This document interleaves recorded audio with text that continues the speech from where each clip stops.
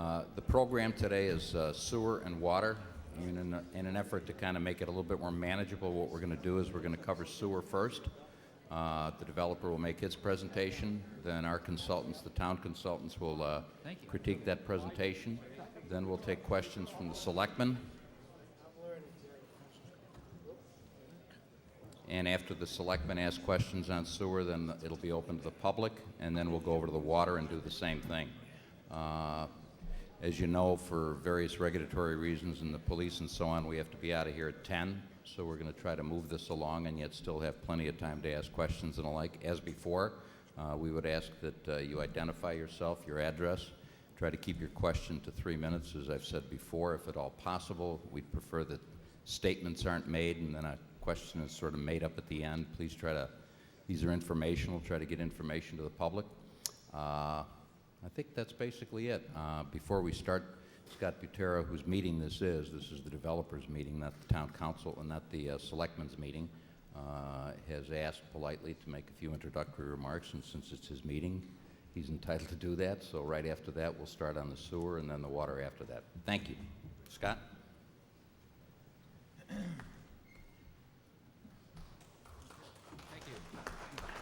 Thank you, Mr. Freilich, and as always, it's a great pleasure to be here in the town of Milford in front of all of you, and I'd like to thank the selectmen and the chairman for allowing us to present to you once more. I just wanted to say that us at Foxwoods, Massachusetts are greatly encouraged by everything that's taken place since we've started this process. I think we've all worked very hard to present you with solutions that are thoroughly researched and thought through and vetted with all the appropriate parties. Hopefully you've gotten a sense for the amount of work that's gone into our effort. I know there was a large presentation regarding traffic, and tonight we're going to talk about water and sewage, all of which have received the equal amount of attention, and really not only by our staff, but also by your selectmen, and the advisors to your selectmen have done a great job in really pushing us to come up with solutions that make the most sense for Milford. As I've always said in this process, just coming up with something that works for our project is not enough, and is not what this effort is all about. What this effort is all about is really turning Milford into the highly prominent town that it not only is now, but we know it can be in the future. And I think there's a lot of good that exists now. Obviously, we love this town. We love the spirit. There's a lot of great people, a lot of great businesses. But I think as in any community, there will be continuing challenges, going forward. Obviously the governor's proposed budget, being the first one of those. But obviously, things like that will happen. And we think it's projects like ours that will help us, deal with those types of constraints and not only allow us again to maintain what we have, but be much better going forward. And I just want to again thank everyone for reaching out to us, for those of you that have come to visit with us and share your thoughts. All of it's been incredibly important, because again, this is meant to be an interactive process, and it's meant to come up with hopefully a solution and a facility and a venue that we can all proudly say is ours, and not something that was kind of bestowed upon the town. So I don't want to take up much more time, because I know we have a lot of important good stuff to get to, and as you've seen in the past, my good colleague from Tetra Tech, Sean Reardon, is going to be presenting tonight, and I know he always does an excellent job and will continue to do so. But again, I just want to say thanks to all of you. This has been so far a wonderful process. We think we are very much on the right track, and again, that right track is coming up with something that makes Milford an incredibly fantastic town, a prominent place to be in the future, and with a facility that we all feel very proud of. So with that, I'll turn it over to Sean.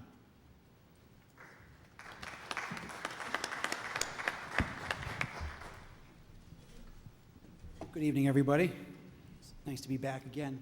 So tonight we're going to talk about sewer and water. A little bit less complicated than traffic, but still can be tough to understand at times. So I'm going to try and keep it as simple as I can, but cover all the issues. So the first thing I'd like to talk about is, where does wastewater go in Milford? For most people, it goes to the public sewer system. The public sewer system is just a collection of gravity sewers, pipes in the street that run by gravity to low points where they're pumped up to other high points or pumped to other points in the system where they can again flow by gravity. But they all end up down at the treatment plant. The treatment plant has about 12 million gallons per day of capacity. So like we said, 12 million gallons per day of capacity, and these are the components that flow to the system. There's two principal lines that end up down at the treatment plant. But those lines carry two components. One is what's called sanitary flow. This is the water that goes down your drain, the water that goes down your toilet. The other big part of it is inflow and infiltration. This is groundwater or rainwater that gets into the pipes, clean water that ends up at the treatment plant. Now this is traditional, and this is the same in every system. Every system has a certain amount of inflow and infiltration, and a lot, far more than Milford has. But the bottom line is, on an average day, there's about 4.1 million gallons of flow going to the treatment plant. 1.8 of that is inflow and infiltration, and 2.3 of that is sanitary flow, or the water that goes down your drain. Now, Milford also has a large area that doesn't have any sewer. Now, these areas all have private septic systems or older systems, like particularly the ones along Route 16 in our neighborhood, are older cesspools or even pre-Title V systems. So these brown areas you see are basically the areas in town where there is no public sewer. So now that we talked about where it goes, let's talk a little bit about how much gets there.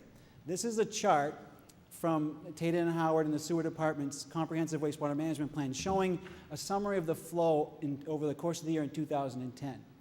Now what you see here is this blue line right there represents the sanitary base flow. So on an average day, pretty much throughout the year, it's pretty consistent at 2.3 million gallons a day.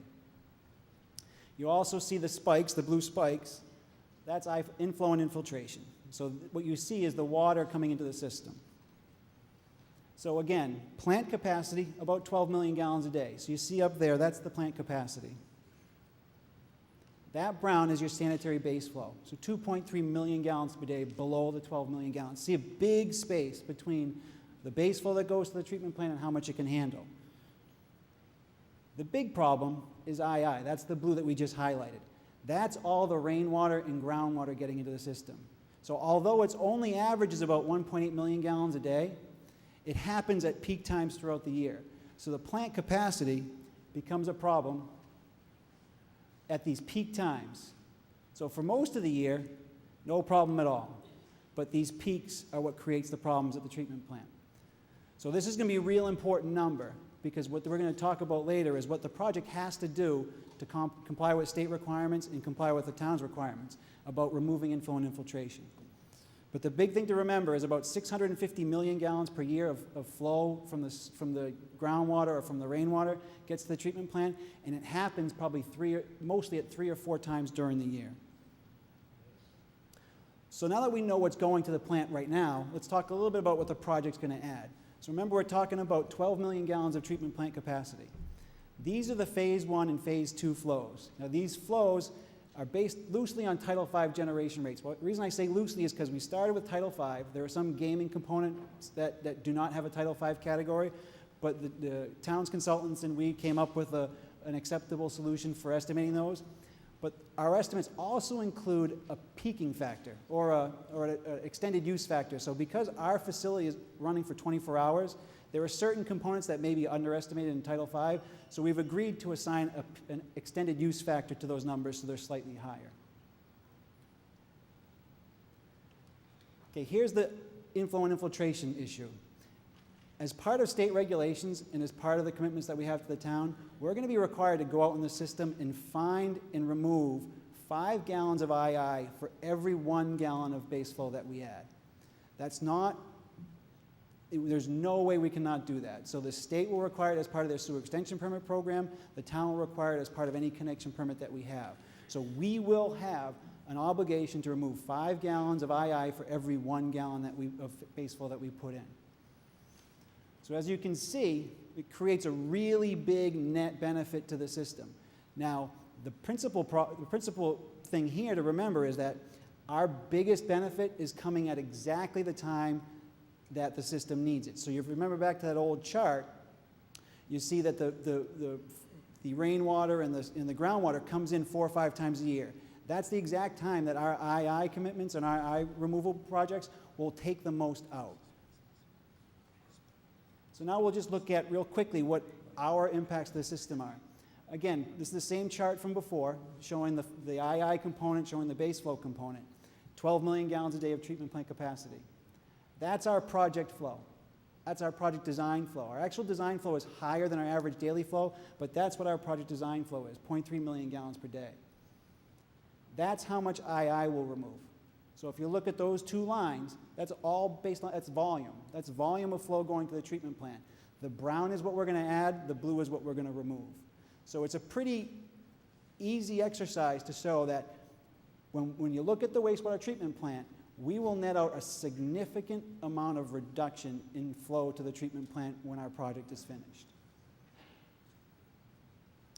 So now that we've addressed the treatment plant, and we know that, well, if we remove the II, the treatment plant will have less flow at it, let's talk a little bit about what improvements we're going to need out in the system to connect our site to the sewer system.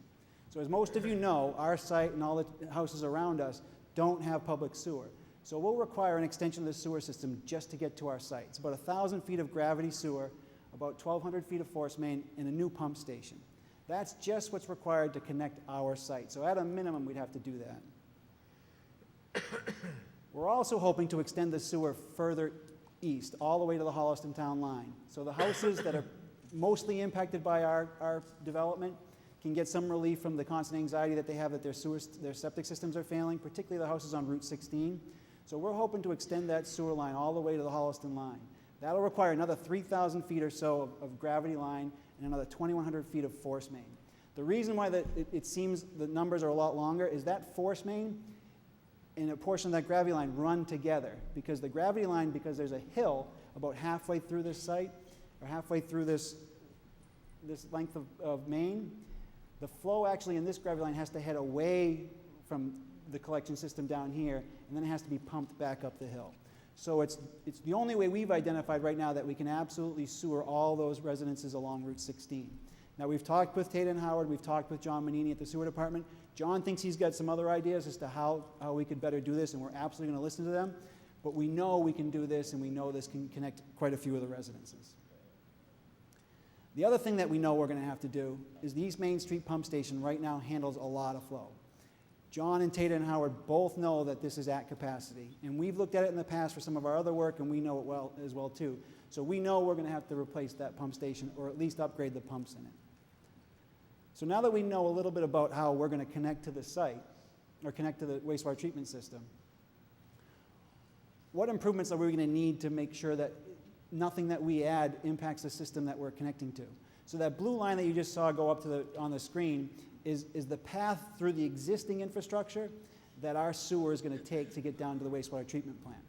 Now, right now, there's not a whole lot of data on how much flow is in that pipe, how close to capacity it is. So the only way we can figure out where and what we have to fix or what we have to replace is we have to go out and do some metering. So one of the big parts of our mitigation commitment is to install 6 metering stations. So these are little flow meters that go in the pipe and tell us every minute of the day how much flow is going through this pipe. So we can see at 6 o'clock in the morning how much is going through, at 10 o'clock at night how much is going through. So we can know exactly how that sewer system acts during the day.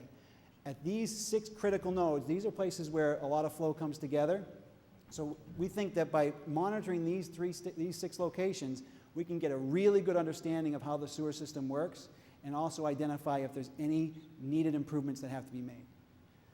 Also, what it does too is, we talked about the II a little bit. What you can do with a meter, you can see where the II is coming from, because you'll see spikes in the flow. So by looking at the meter data, you can see when people's sump pumps are kicking on. You actually see a big jump in the meter flow. So we'll know by looking at these meters how many of the residents uphill probably have sump pumps, or how many problems, where the big problems for II are upstream of these locations. So this really provides us a lot of data. You heard me talking about traffic and how important data is. We can't make good solutions without this data. So this is real important to us. So with all these improvements, we think we have a really good program for making sure the wastewater treatment plant doesn't have exceedances in capacity. That's pretty much for certain because the II component that we have is so big in relationship to our capacity additions that it's absolutely going to reduce flow at the treatment plant. The problem we have as far as this collection system is concerned is since we're in a non-sewered area, we don't have any II coming from our neighborhood to that blue line. So we can't claim the same guaranteed reduction that we can at the treatment plant because we don't know where the II comes from, and we're certain it doesn't come from up here because none of these residences, except for Zane Ridge, are connected to the sewer system.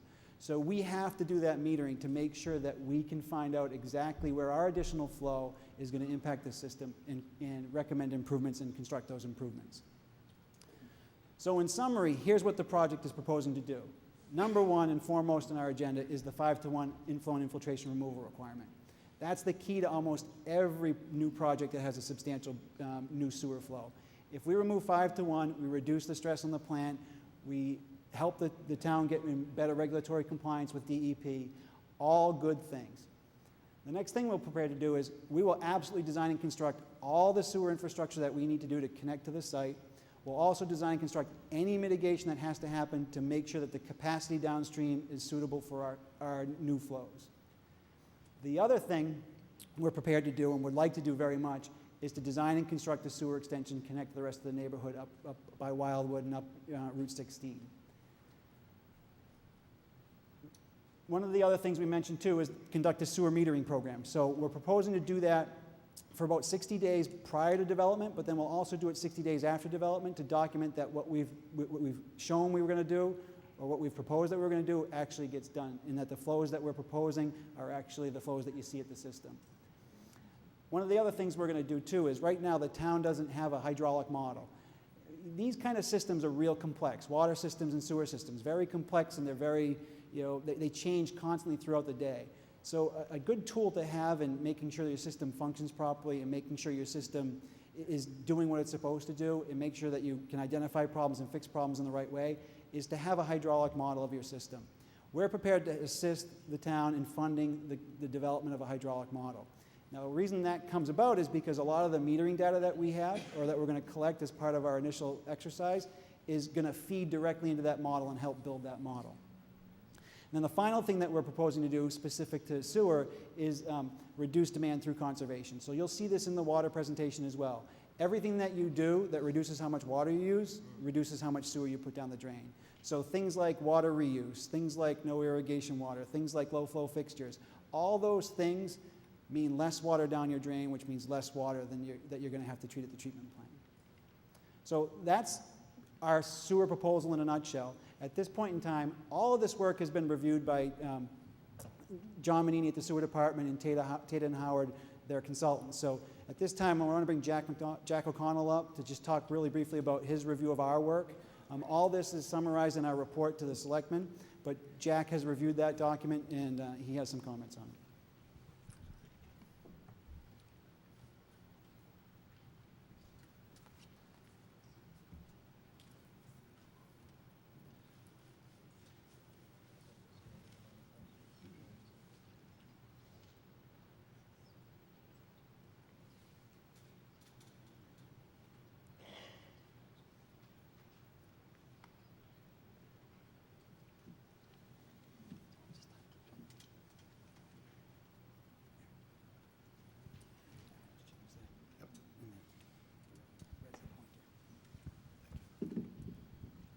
Good evening, everyone.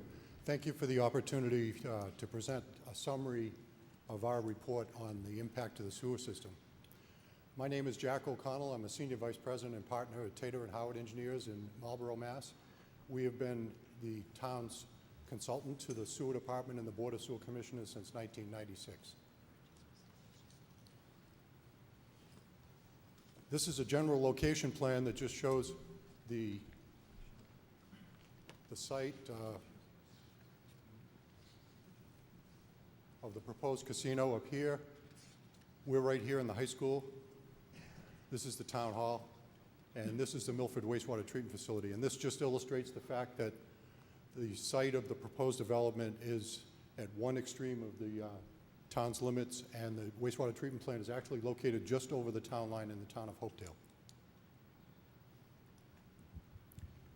Tater and Howard developed estimates of wastewater flow independently, working with the town of Milford Sewer Department and the Board of Sewer Commissioners. Our flow estimates were primarily developed using Massachusetts Department of Environmental Protection design requirements from so-called Title V. Mass DEP's Title V requirements are generally considered to be more conservative than the actual flows that will be measured in any development that is constructed.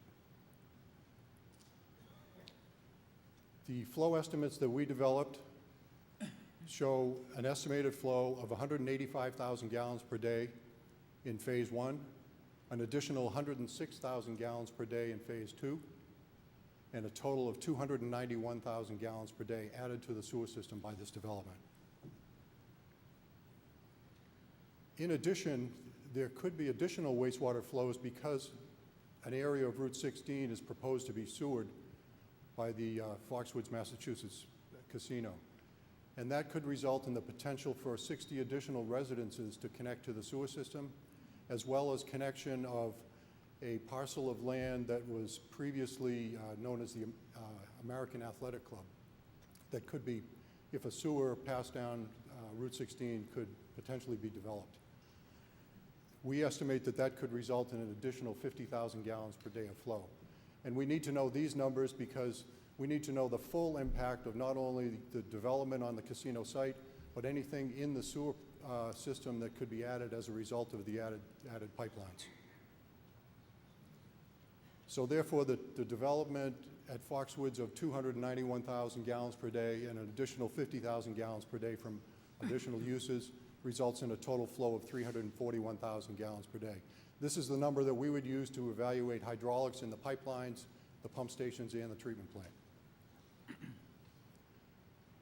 Potential route of the sewer through the system is shown in this slide right here. Again, the development is up here, and this yellow line represents potential route down to the treatment plant down here in the southern extremity of the town. Generally speaking, the flow would follow Route 16 and then branch off Main Street and follow the Charles River down to the wastewater treatment facility. The impact on the existing sewer system and treatment system is as follows. Some of the components of the existing sewer collection system and the treatment facilities will not have sufficient capacity to handle the estimated flows without constructing certain improvements. We feel those improvements would include reconstruction or replacement of the East Main Street pump station, reconstruction or addition of specific pipes along the route, and potentially some processes at the wastewater treatment facility.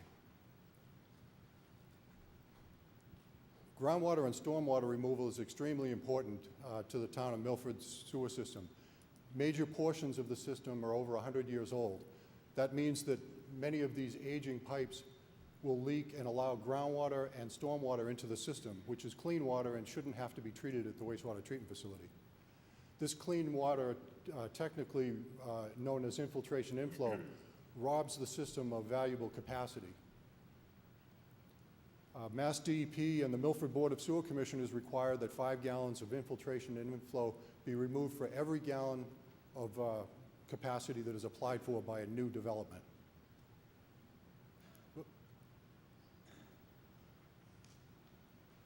So in summary, we feel there are 2 actions that would be required in order for the existing sewer system in Milford to be capable of accepting the wastewater flow from the proposed Foxwoods, Massachusetts casino.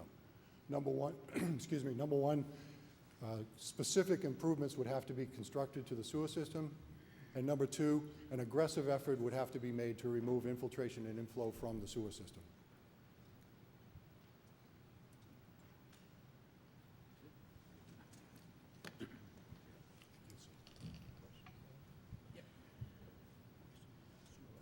Obviously, to remind the public, all these mitigation steps and all the promises that Foxwood makes, for instance, on sewer, will be attached to the host community agreement. You know, if we get that far, it'll be an exhibit. It'll spell out what they're going to do, when they're going to do it, and how they're going to do it, obviously in consultation with Tata and Howard and the sewer department. With that, the next thing we're going to do is have the selectmen ask any questions they have. Mr. Chairman, Mr. Buckley, you have anything you want to go over first?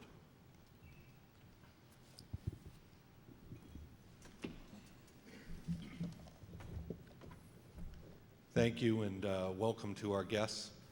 I don't have a lot of questions as it relates to sewer. My questions primarily around water, but I did, during the presentation, come up with a couple. When the developer was talking about connecting residents, could you elaborate on what that means? Does it mean mains? Does it mean connections to homes? How properties like Zane Ridge, who are on the south side and below grade there, would be accommodated with sewer? Yeah, so because of the varying nature of all the properties along Route 16 there, so for example, Zane Ridge currently is connected to the sewer system. They have their own pump station, and they go down back, kind of the back way to the sewer system. They end up down by the Medway Street pump station, so they're actually on public sewer.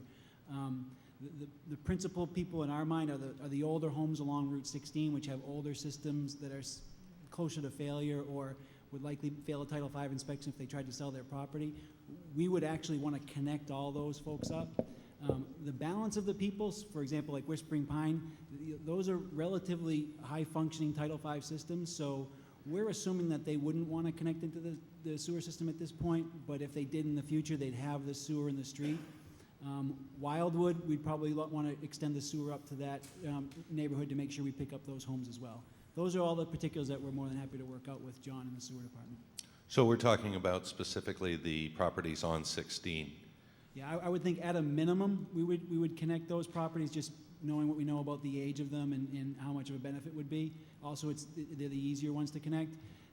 The other ones, I think it would have to be a house-by-house decision on whether those folks wanted to connect it. And is the proposal including physical connection of these homes, sewer systems to that main on Route 16, or would that be the homeowner's responsibility? I'm just trying to figure out how far the proposal goes. We actually talked about this on our meeting on Monday. I don't know if it's possible for us to physically connect the homes because there are connection processes that the individual homeowner has to go through, but we're more than willing to bring the line to the property, so through the street, so there's no work in the street, and then the physical connection has to happen through a connection process that gets administered through the sewer department. Okay, I'm not critical, or just trying to understand what exactly the homeowner should expect when they see the presentation and see that they'll be connected. I think we're talking about, if I hear you correctly, I think we're talking about providing that sewer capability in the street, and it sounds as though I hear you saying that it'd then be up to the homeowners to make the physical connection? I think at this point, we're willing to do all of it. The question is whether we can, the way the permitting structure is set up. So at a minimum, we'll bring the sewer line up the street and have a connection off of that line that extends onto the homeowner's property. And then we're willing to connect them if we can. Okay. Mr. Chairman. Again, I'm just trying to understand the proposal, not critical either way. Mr. Chairman, as part of the host community agreement, we can provide for that. So if technically the homeowner has to actually physically, file the required forms or initiate the process, we're willing to support that connectivity from a financial standpoint. Okay, yeah, and I knew that there would be a separate process for host agreement. I was just trying to see what this presentation represented. Thank you for the clarification, though. I did note some differences between the two presentations, and it's specifically the gallons per day numbers.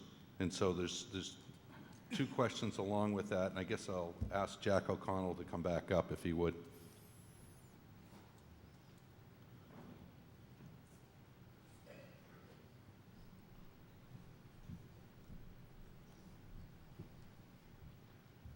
Welcome, Jack. Yes. I noticed in the Tetra Tech report it talked about the total Phase 1, Phase 2 numbers at 264,000 gallons per day, plus some 215 to be exact. In your presentation, you talked about 341. I'm trying to account for the difference. Do you know what that difference might be? Well, actually, we had a meeting in Town Hall on Monday, and came to an agreement on specific flows and the factors that would be applied to those flows. And we are now in agreement that the total flow is 291,000 gallons per day. So neither your report or the other report represented the agreed-upon numbers tonight? Our draft report does not presents higher numbers, slightly higher numbers. The final report does reflects the 291,000 gallons. Yeah, I'm just going by presentation, the material that was presented this evening. So it's, I'm just trying to clarify, it's not 341,000 as you put up on the screen today, and it's not 264,000 as Tetra Tech put up today. That's correct. It's, the actual number is 291 and agreed upon by both groups? Yes, yes. Okay. All right, I noticed the difference. The other thing, Jack, just one more question if you would. You talked about significant improvements, and I didn't see any detail there. We feel as though that's the next phase of the project to actually evaluate literally pipeline by pipeline whether there is sufficient capacity. And as you can imagine, if we're passing through the entire length of the town, there's going to be quite a few pipelines that this wastewater would have to pass through, as well as pump stations and then treatment processes at the treatment plant that would have to individually be evaluated. So we have taken an initial look at the pipelines, and we feel as though there may be some bottlenecks, possibly on Beach Street, where there's some older pipelines that are somewhat smaller, and we feel as though that's going to require some detailed examination. In addition, the treatment facility will have to look at each of the treatment processes in the facility and see if they have the hydraulic capacity to accept this additional flow. So would it be fair to say, from a town consultant's perspective, we don't know today what it would take to upgrade the facility and whether those upgrades that were represented tonight by Tetra Tech would be sufficient to make everything happen that we need to. But at a very high level, you feel comfortable that we can handle the 291,000 gallons per day and the obvious benefit of the 5-to-1 reduction in I&I, or inflow and infiltration. It's definitely fair to say that as the system exists right now, it does not have the capacity to accept that additional flow. Unless improvements are constructed along the line and unless much of that infiltration inflow is removed. And I might add, if a substantial amount of infiltration inflow is removed, that will then affect the pipeline capacity and the treatment plant capacity that we'll look at. If enough infiltration inflow can be removed, some of those processes of the plant and some of those pipelines may be adequate right now. But we won't know that until we take a look at each individual pipeline. Do you have an idea of when that information would be available? I feel as though we're ready to start on that process right now. We've already received record drawings from the sewer department on all of those pipelines, and we're ready to look at that problem right now. Okay, I guess the question I'm asking is, when do you anticipate it being concluded? I would say certainly within the next 2 to 4 weeks we could have a much better handle on the pipeline capacities. Okay, I appreciate it. Sure. Thank you, and I won't take up any more time. I know fellow board members probably have questions, as do residents. Thank you very much.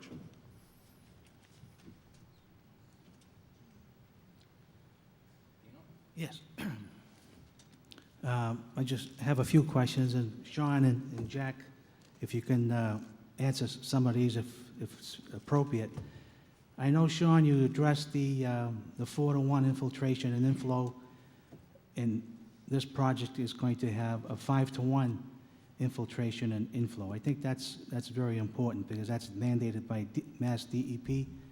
Can you tell us and the audience again the reasoning for the 5-to-1 compared to the 4-to-1 that is usually approved? Yeah, sure. So our experience with DEP in most settings like this is recent has been 4-to-1 II requirements, but Jack and John Manini pointed out on Monday that actually the past 2 larger projects in Milford were required a 5-to-1 mitigation, so that's what we applied. There are going to be, I guess, new sewer pump stations proposed. Who will own those, and who will maintain the new pump stations as recommended by Mr. Mainini and the sewer commissioners and also the consultants? So the existing, like the East Main Street pump station is currently a pump station owned and operated by the sewer department. Although we'd likely replace that or replace all the pumps, that would still be their pump station. One would expect that the town would own and operate the pump stations, because then if we're the other way, we'd have to establish some sort of a sewer utility, some sort of an agreement among all the parties to make sure it gets operated. So it hasn't been determined yet, but we would prefer, obviously, that we build it and then the town operates it.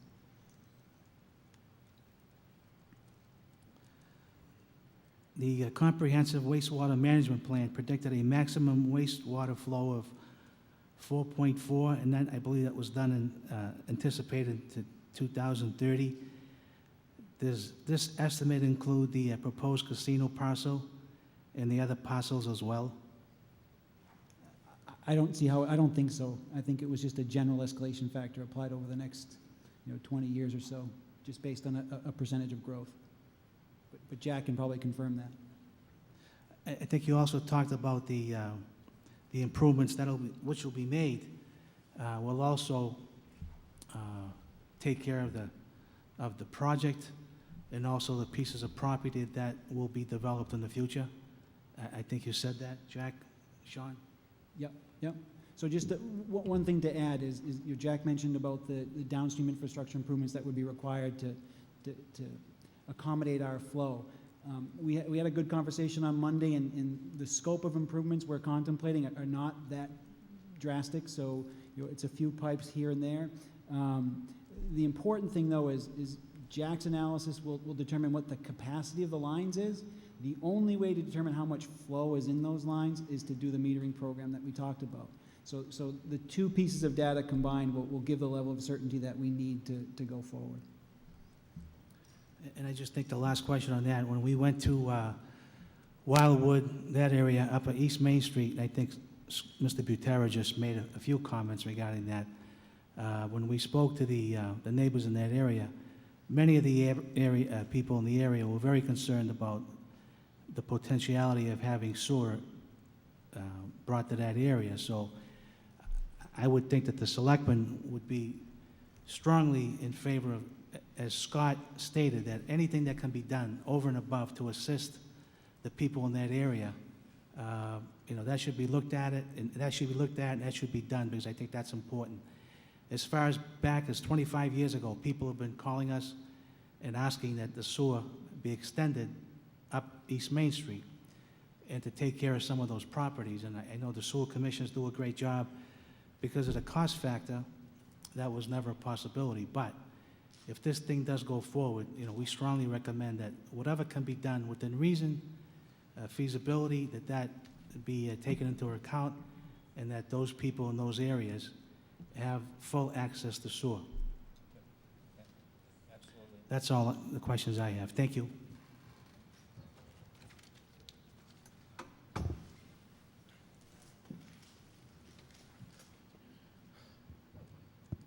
all set? Yeah. Thank you. I just had a couple of questions. I'm trying to get a baseline on some of these sewer numbers. When I look on the Tetra Tech report, the pages are unnumbered. It's 1, 2, page 4, under the heading Impacts to Wastewater Treatment and Collection System. It says that the treatment plant capacity is approximately 12 MGD, million gallons per day. And then when I looked at the Tater and Howard report on page 2, it indicates that the capacity is 4.3 million gallons per day. Could you help me with that discrepancy? I'm nearly certain of the 12 million gallons per day, so I think Jack's going to have to answer that.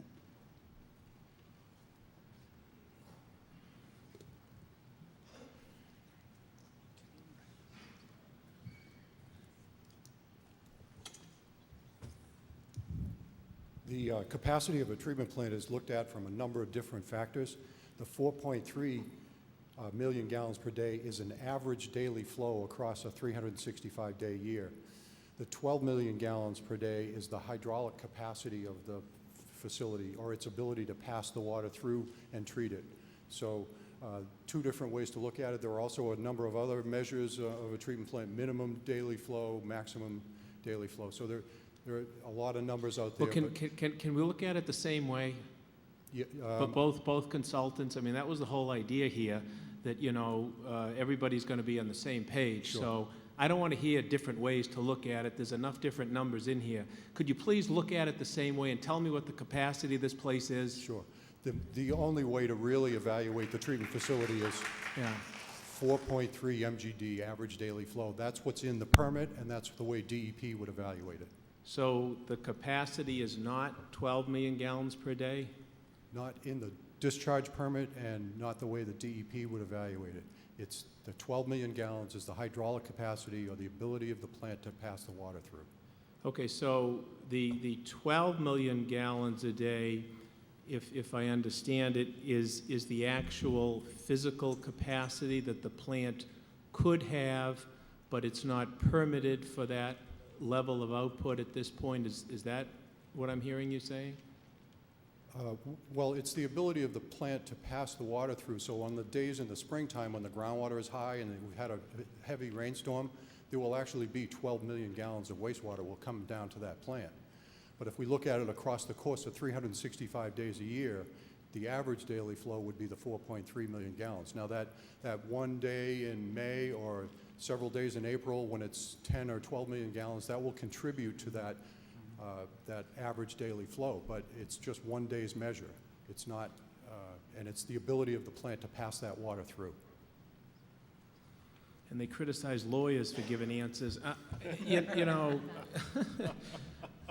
you know, if there's, let's just say, you know, the town got built out totally tomorrow. You know, everything is up there, and all of a sudden there's 12 million gallons of effluent that's passing through our pipes.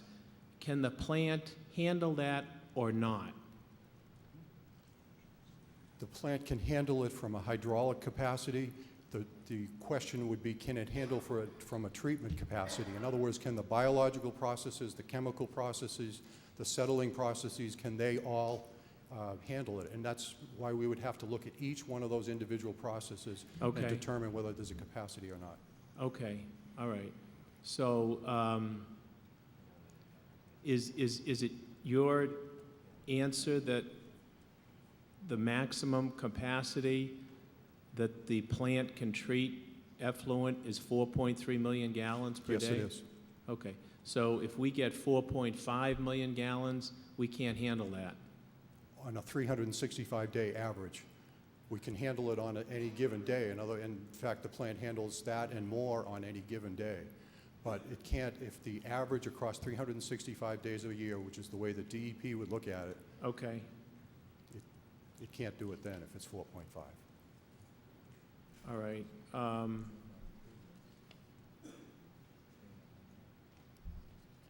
So then, if that's the case, and we've talked about this increase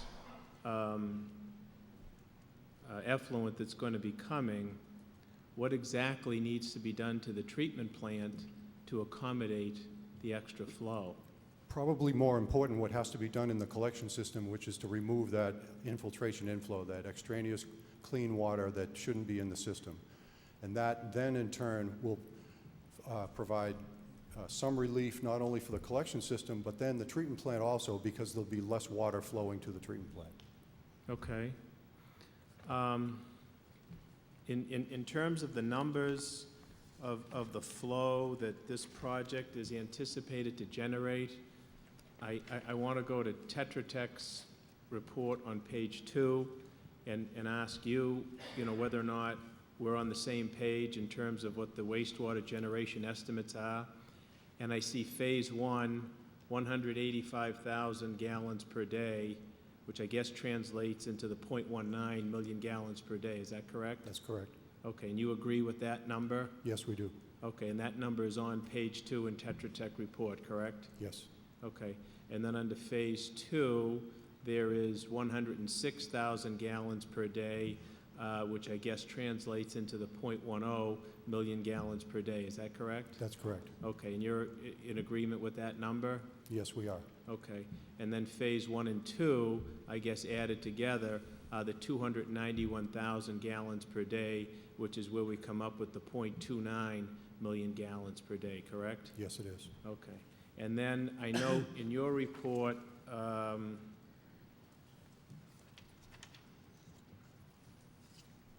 on page 4, you indicate that there may be additional flow generated by the facility's 3,500 employees that's not adequately represented in the above referenced categories.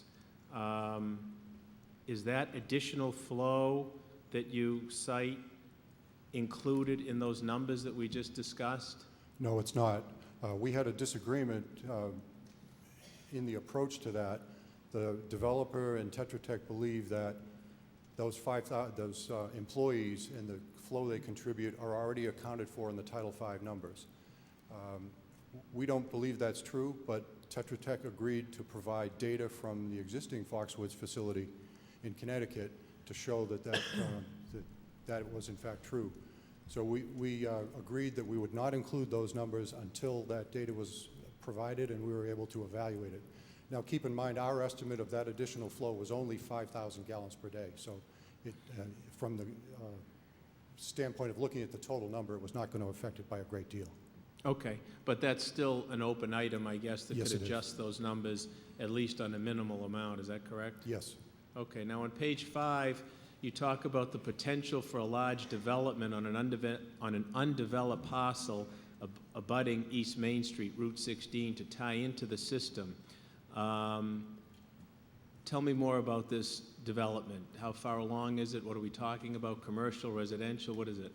Well, it's a piece of property that had been proposed for development a few years ago. It's the former American Athletic Club site. Okay. And it had been proposed, I believe, for apartments at one time. Right. And then when the developer found how expensive it was going to be to put a sewer in Route 16 to service it, I think they pulled back from the project. So I don't know that there's any proposal to do anything on that now, but certainly it's a piece of property that is developable. Okay, all right, so that just cited that one particular piece, and I think there's other land on Route 16 that's a potential development, isn't there not? Well, there's one other site that's up closer to the Holliston town line, and that project was proposed as the Village at Kings Way and was a residential proposal. But I understand now that Foxwoods actually owns that piece of property and they don't intend to do any development on that piece. Okay, all right. But the former athletic club, if and when that might be a development, that's a discussion for another day, and the developer of that particular project is going to have to meet whatever requirements they do with existing sewer. Is that correct? That's correct. Okay, all right. So now, your recommendation is that based on the existing infrastructure of the sewer collection system and the capacity of the wastewater treatment plant, it appears there may be sufficient capacity for Foxwoods to connect to the system if significant improvements are made to the East Main Street pump station and to the pipelines carrying wastewater to the plant. And I think we've talked about those improvements, and I have a fair understanding of what that is.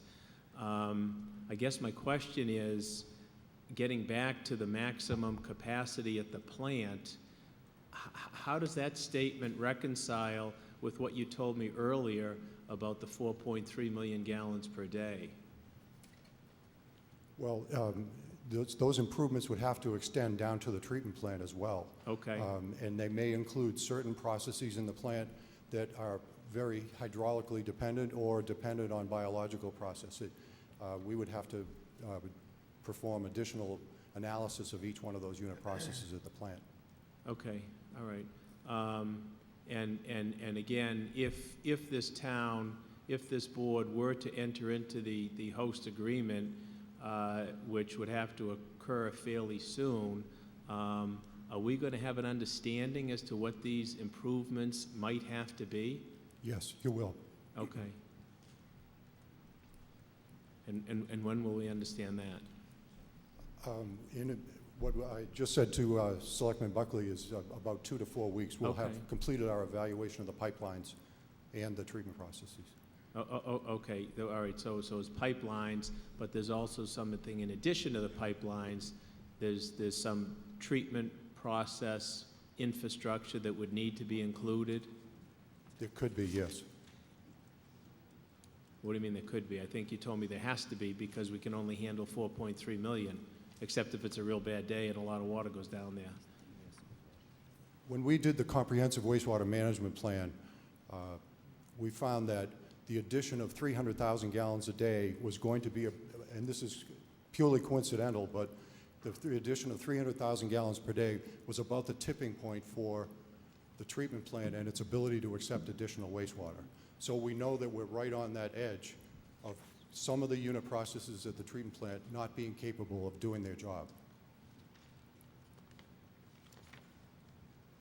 And this is probably a typo, but I don't know. I just want to confirm it. On the Tetra Tech report on page 4, and I think also on page 5, it talks about removing at least 4 gallons of II for every 1 gallon of proposed flow, but I've heard talk that it has to be 5 gallons, and I see that in other aspects of the report.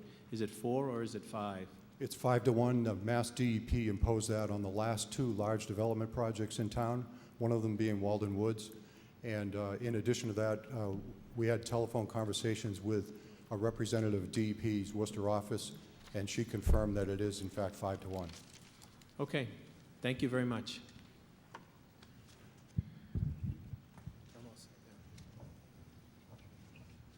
I think there's 5 or 6 sewer questions. I think the Sid? first.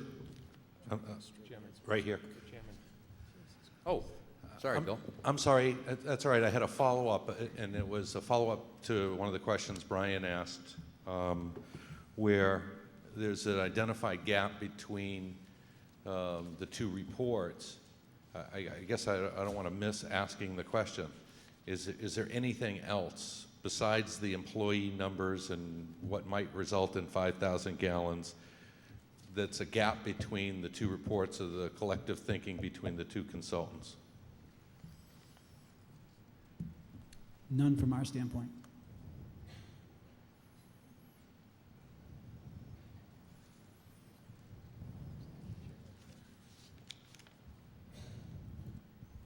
No, there is no additional gap or no additional numbers that have not been agreed upon in our flow estimates.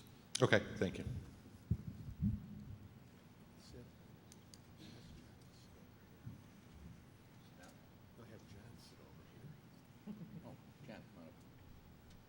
John? Jack? Would you sit over here? The sewer questions, the first one is by Mr. Joseph Pandozzi.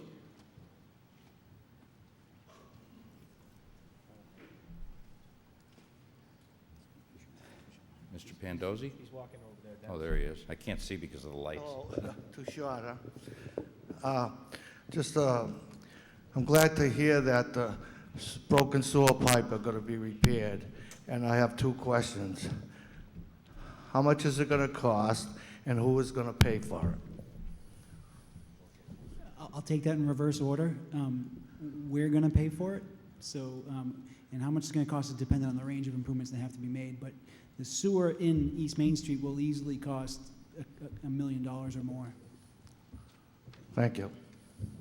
And just to make a statement with regard to other matters in that regard, all of the infrastructure you see with regard to our facility, and as I said, will go well beyond our facility, are going to be financed by the developer. This is not contingent upon any municipal, state, or local financing.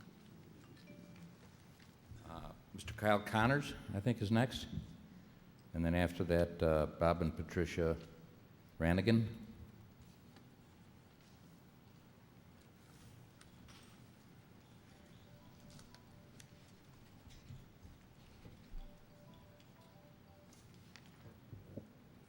Hi, my name is Kyle Connors, and I was just wondering, well, first, thank you for bringing information out about the sewer and water problems in town already. And also, About how long will the sewer project go on for, and who's also going to be covering most of the cost down the road? So the question was, is how long will it take to construct the sewer improvements, and who's responsible for those costs? Again, the developer will be responsible for all costs related to the sewer improvements, and all of those improvements will be finished before the facility opens. So as far as construction sequence, we're not certain because we have to make sure we understand the range of improvements that have to be made, but they'll all be done before the facility opens. Either Bob or Patricia Ranigan, if I mispronounced that? Pass. Pass, okay. Stu Downs?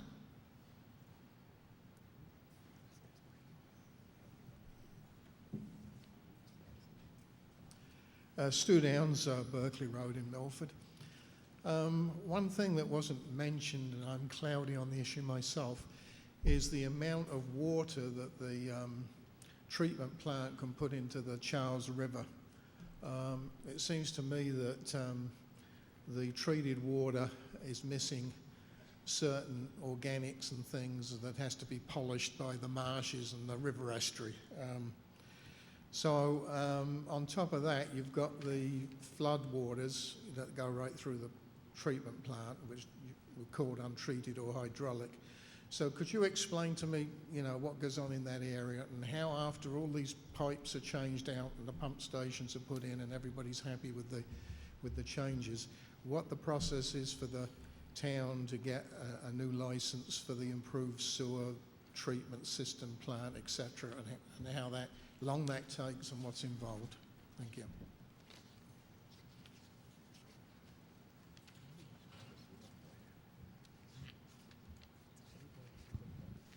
The town's permit to discharge wastewater, treated wastewater to the Charles River is good for 5 years, and it was recently renewed in 2012.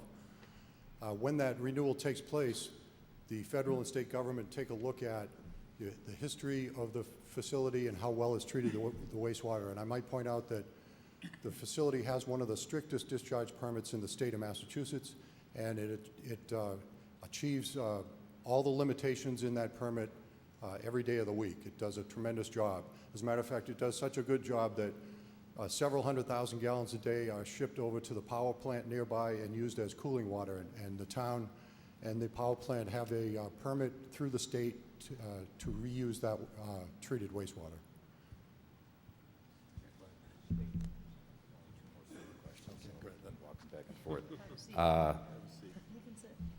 Jeff Howard, I think, is next.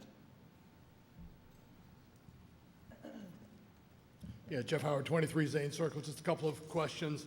And again, just to be clear, Mr. Pietro, I think you addressed this, that any residences that desired to connect into the sewer system, those interconnect fees would be paid for by the developer. Is that a true statement? I believe that's what I heard you say.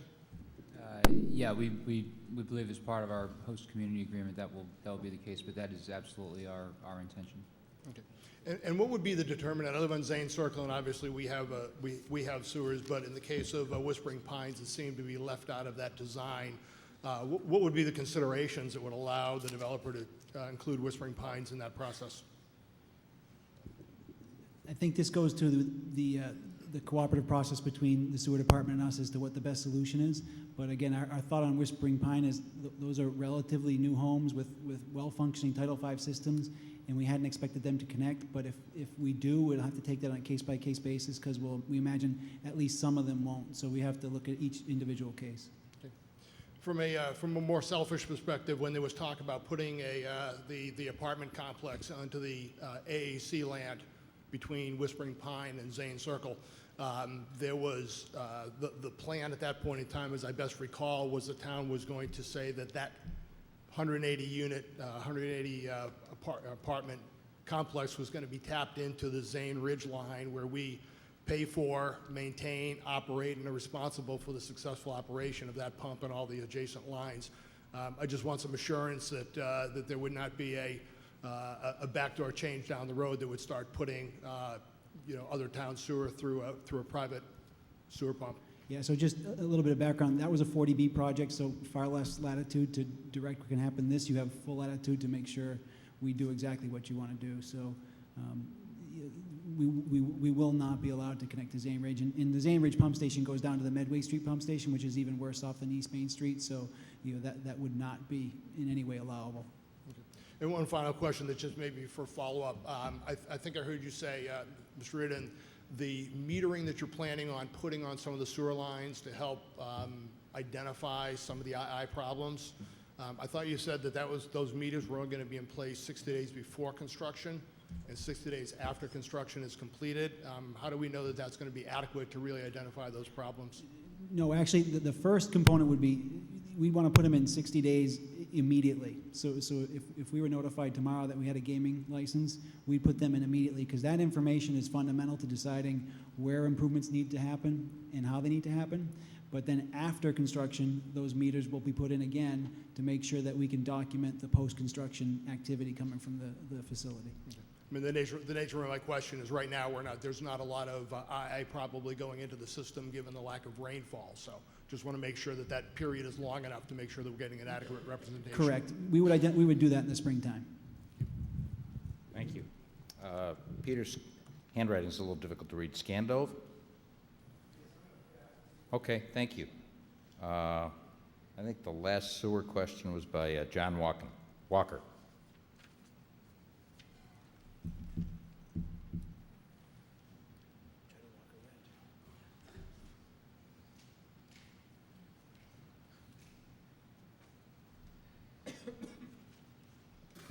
Hi, John Walker from 9 Bodio Circle.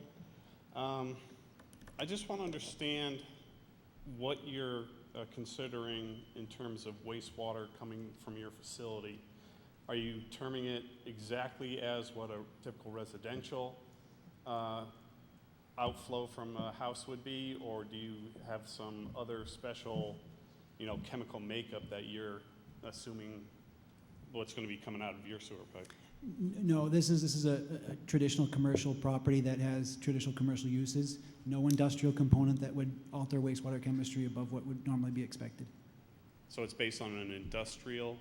No, this is traditional commercial usage, so like office use or hotel use or residential use. It's a commercial product.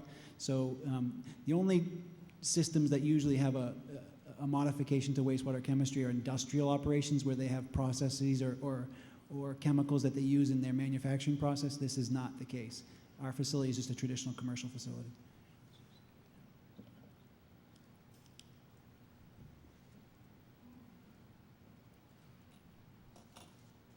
Okay. And talking about the max capacity of the treatment plant at the 12 million, I just want to understand, that 12 million is assuming that the entire flow is wastewater, or whether it comprises a majority of, clean infiltration water? No, from our standpoint, it's well documented in the capital comprehensive waste management plan that almost all of the unit processes and all of the treatment plant has a capacity in excess of 12 million gallons a day. Okay, I'm not sure I understood your answer. The 12 million is assumed to be the standard concentration of, wastewater. I don't understand the question. Okay, so we've got a typical daily flow rate of 4 million plus gallons per year. When we have those peaks that reach up past the 12, I'm assuming that is mostly clean water that's entering into the treatment plant. Correct. So when we say the 12 million capacity, is that makeup, meaning 8 million gallons of clean water and 4 million gallons of wastewater, or does the 12 million capacity say 12 million wastewater? I think Jack would have to answer that. Actually, at 12 million gallons a day, the wastewater is very dilute because of all that clean water that's been added to it. So therefore, the plant does not really have additional waste treatment availability. So Well, that's why we talked about the different numbers of the average daily flow versus the hydraulic capacity of the plant at 12 million gallons a day, because it can pass through that water on those days when there's a tremendous amount of groundwater and rainwater entering the system and still achieve treatment. But most of the unit processes are designed to treat wastewater and not with the added groundwater and stormwater. So that's why we have to look at each one of the individual processes in the plant and decide, number one, can it pass that amount of water through hydraulically? And number two, can it provide the treatment that's necessary to meet the discharge permit? Okay.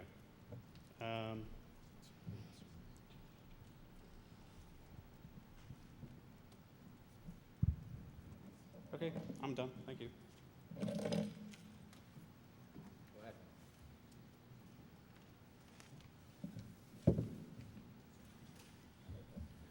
You have a question? I do. Mike Visconti, Muriel Lane, Milford. It seems to me that capacity seems to be a significant issue here. When I think of capacity, I think of the ability of the treatment plant to take in and process 12 million gallons, if in fact that is the number. Is it possible for both engineering firms to agree on a capacity that the plant will handle? Whether it be 12 million gallons, 4 million gallons, or a cup of a cup. Is it possible for both engineering firms to agree on a total capacity that the sewer plant will handle? Now, I know this has been hashed and rehashed, and Selectman Murray is certainly a lot smarter than I am, and he may understand. But I, along with, I think, a few other people here, are very confused, and with all due respect, it sounds to me like there's a little bit of double talking going on and a little bit of trying to spin it in two different ways in an attempt, maybe in an attempt, with all due respect, to confuse the issue. I hope that's not the case. Secondly, the II seems to be a very significant issue. I'm sorry, sir?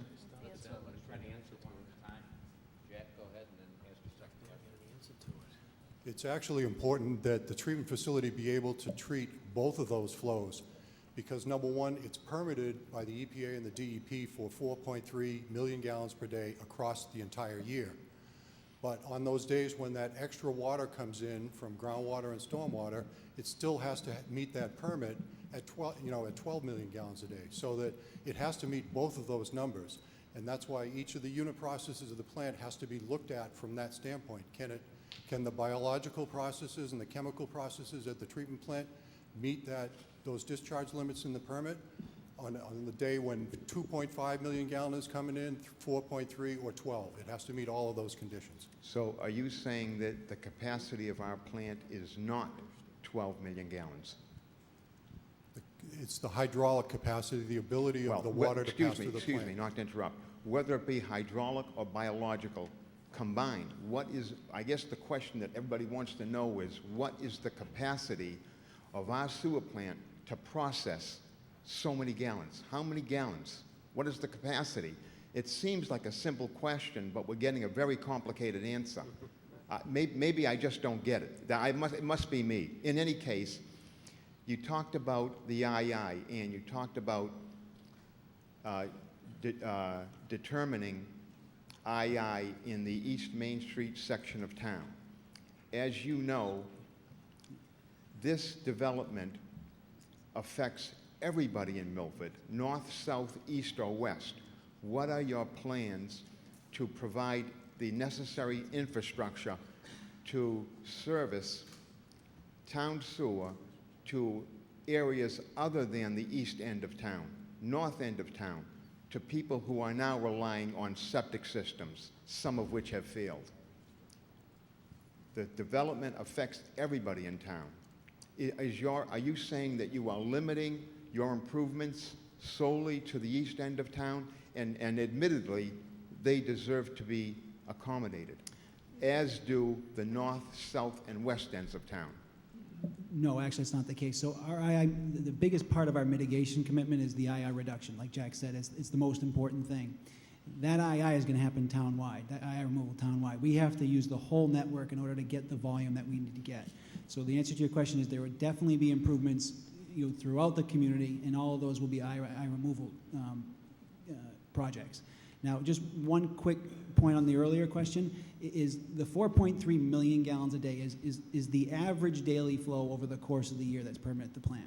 So that includes both base flow and the II averaged over the course of the year. You saw all the spikes in the slide that we showed.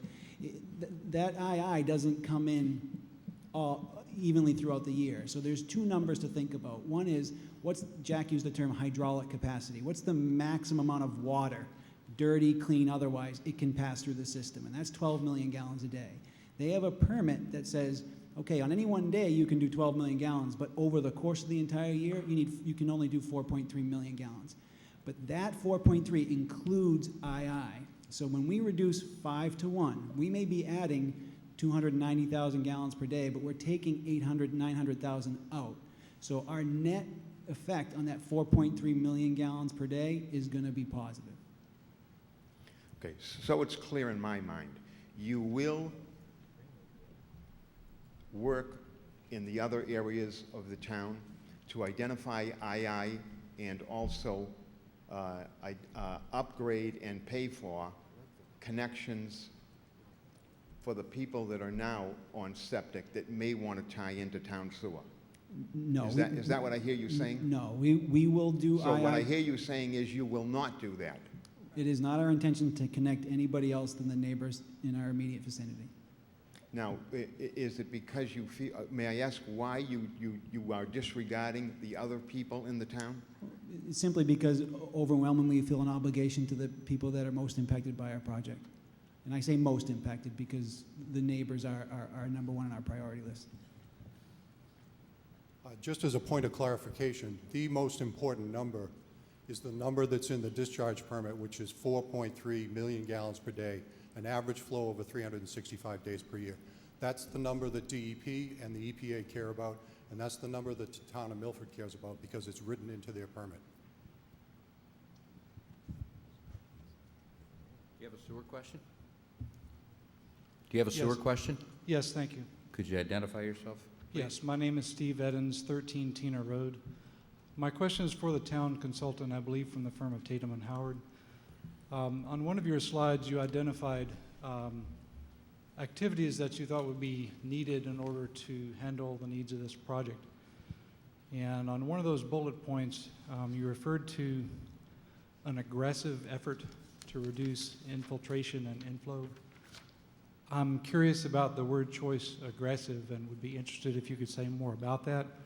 Do you have an opinion on the likelihood of being able to achieve that level of reduction of infiltration and inflow at the specified 5-to-1 ratio? Is this a reasonable and achievable goal? Yes, we believe it is a reasonable and achievable goal.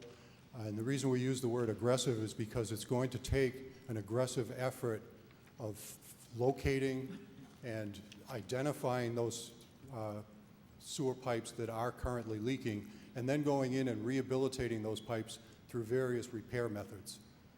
And it's not going to happen overnight. It's going to take a while to find that infiltration inflow and take it out of the sewer system.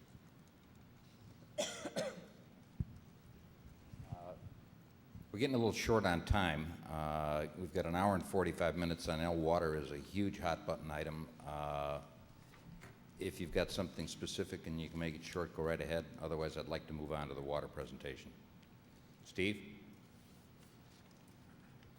Question? Yes, I do have something specific.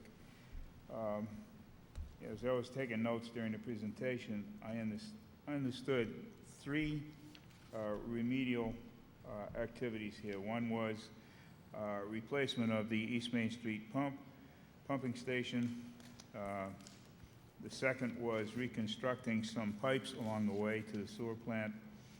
And the third was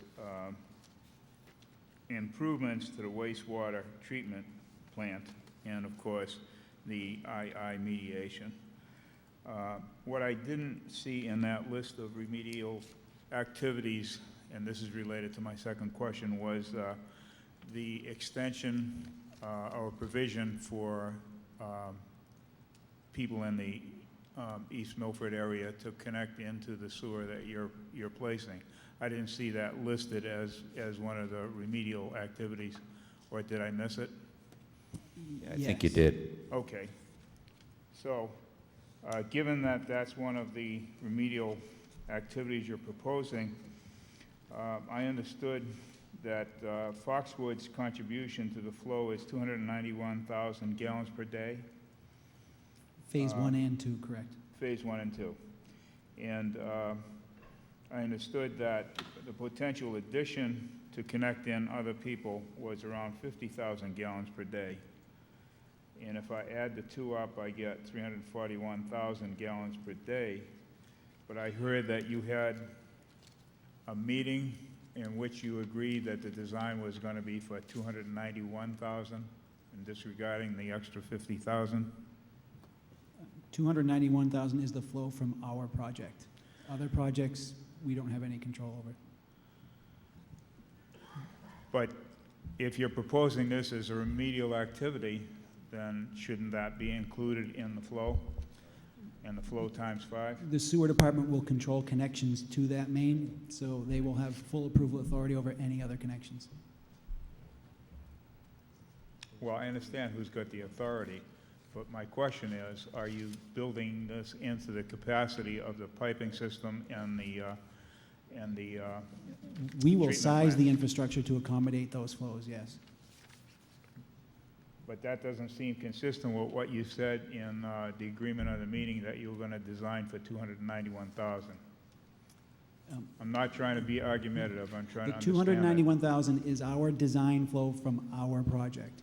What we design the infrastructure in the street to accommodate will be subject to a discussion between Tata and Howard and the sewer department, but we would assume that that infrastructure would be sized for all of the potential connections in the future.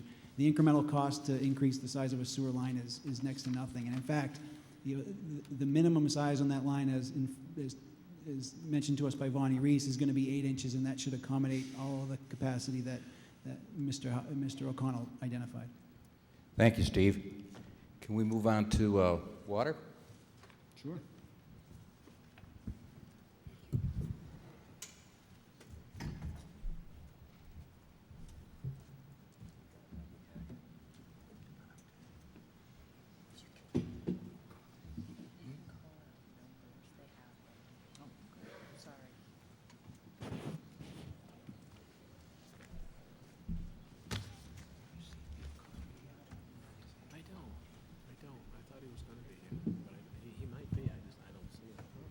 Okay, so water and sewer are fundamentally connected. Obviously, anything that you use for water, except for like cooling tower demands or other consumptive uses, ends up going down the drain. So there are some similarities, but keep in mind the way you look at sewer systems and the way you look at water systems are fundamentally different, because sewer systems are gravity systems. They're subject to all sorts of different design criteria than water systems, which are pressure systems. So there's going to be a little bit of difference between the two. So just bear with me, and hopefully we can explain them at the end if you have any questions. So again, first thing, where does Milford's water come from? Most of the water in Milford comes from their surface water supplies, Echo Lake or the Charles River. This composes the majority of your surface water supplies, and especially the majority during peak times, because these aren't restricted by well capacity. These are big available resources that, particularly during peak flows, are real important to the system. Other three components are wells at Dilla Street, wells at Godfrey Brook, and wells at Clark's Island. These are three locations where there are groundwater wells, both producing a fair amount of water, but not nearly what the surface water supplies produce. Now, there are also other supplies in town. These are called emergency connections. There are cross connections between Medway, Holliston, Bellingham, and Hopedale. These are emergency connections, so they're valve connections that are mostly shut all the time. But in the event that you have a fire, or in the event that you have some other emergency demand, you can open these lines and share water between systems. Really important to the functionality of a water system. There's also Louisa Lake and Milford Pond. There are wells there that are emergency wells. Well, actually, the Louisa Lake's a surface water supply, but those are emergency-only locations, so those cannot be used during normal production cycles. And those sources combined provide all the water in Milford. So the question of how much is available. So there's going to be a lot of terms that we use around, but the term available means how much can safely be produced by the groundwater supplies and the surface water supplies that you have. The term that we apply here is called safe yield. DEP, DCR, all the regulators do exhaustive work to figure out how much can safely be withdrawn from a water supply for an entire year. So you can see just by the definition here, we'll read it real quick. Maximum dependable withdrawals that can be made continuously from a water source during a period of years in which the probable driest period or period of greatest deficiency is likely to occur. So that is a pretty conservative standard. They're not saying what can be done most of the time. They're saying at the worst of times, what can you take out and what can be safely withdrawn so that it doesn't impact anybody else. So it's important because when we talk about authorized withdrawal, that's the term that we're referring to. So here, these are our current authorized withdrawals. So on a maximum day, about 6 million gallons per day can be taken out of Echo Lake and the Charles River. On a maximum day, 0.68 million gallons from Dilla Street, 0.8 million gallons from Clark's Island, and 0.79 million gallons from Godfrey Brook, for a total of about 6.79 or 6.8 million gallons per day. Now, excuse me?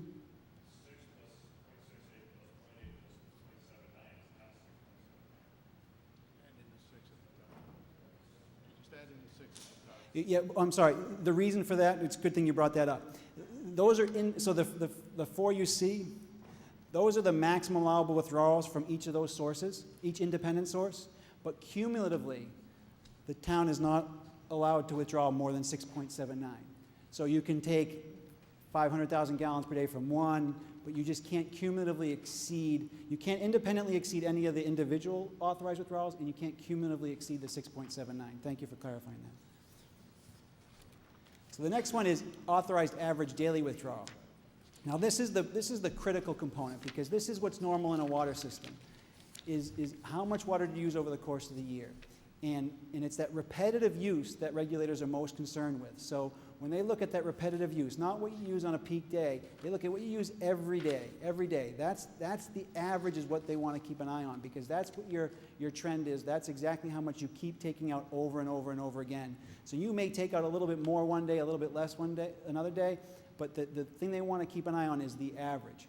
So what they're saying is for these sources, 1.57 is your average that you can take from Echo Lake and Charles River on a daily basis.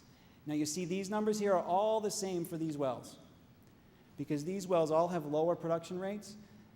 They can't absorb the big burden of a peak supply. So they have exactly the same average daily as max daily. Now, here's where the key component comes in. If you look at 3.84 million gallons per day, town right now uses about 2.63, right around 2.6. So a lot of capacity there. But as we mentioned in previous meetings, the production from each of these sources is not as much as can be withdrawn. So right now, because Echo Lake and Charles River are surface water supplies, pretty easy to draw that water out. So it's pretty easy to make that 1.57. The other supplies are groundwater wells. So although they may have been installed maybe 60 years ago, 70 years ago, they don't produce at the same rate, or they never designed to produce at the rate that they were allowed. So what that does is it creates available capacity. So this is important right here, because this is what's left underneath existing authorizations, that if we can just go out and get it, it's available for use. Now what you'll see here is this one really want to talk about real quickly. That 0.2, you see the 0.8 and the 0.8? The reason why that's 0.2 is because that 0.8 is currently what they get out of the Clark's Island well field, but for 4 months out of the year, they can't use Clark's Island. Because what happens is the infrastructure that ties all the wells together freezes. So there's a plan in place right now to fix those wells, and that should net out about at least 0.2 million gallons per day on an average annual basis. So what we want to do is keep an eye on that net available, because that's really what's out there. That's what's out in the system that is available there for us to use underneath existing permits if we can just extract it from the well supplies. So here's another big component. So that's what we talked about, was what's available. So what water is out there. Doesn't mean you can use all that water. So what we're going to talk about real quickly is how much is Milford allowed to use. Now, production is one part of the equation, but conservation is the other. There's what's called the Water Management Act. And the reason it's called the Water Management Act and not the Water Production Act is because there are different things that control how you should use the water. And the state has clear guidelines on what a community should use. And it's based on 65 gallons per day per person. So what they say is, well, it doesn't matter how much you can produce. You should only be using about 65 gallons per day. So we're going to regulate your withdrawals to say that you can only, on an average basis, use this much water. So for every person in town, they get about 65 gallons per day. They also have a separate allowance for commercial uses. So they look at your commercial use, and then they give you that number. So there's no 65 gallons per day on commercial use. It's like, what is your demonstrated demand on commercial use? Now this is important because we're a commercial use. So our commercial use doesn't affect how DEP or how the regulators regulate personal use. And the other thing to understand too is these allowances or these withdrawal limits are based on hard science. I mean, really hard science. DEP has extensive models, they have extensive field investigation programs to make sure that these safe yields that they put on these well supplies or these surface water supplies are not going to impact anybody else. So you've got abutting communities that have water supplies all drawing off the same aquifer. These safe yields are there for exactly that reason, to make sure that withdrawals from one community don't impact withdrawals from another community. Or for that matter, withdrawals from one well don't impact withdrawals from another well. So a couple things about the Water Management Act. So we talked really briefly about the 65 gallons per day. The principle behind the Water Management Act is they want to normalize water use across the state.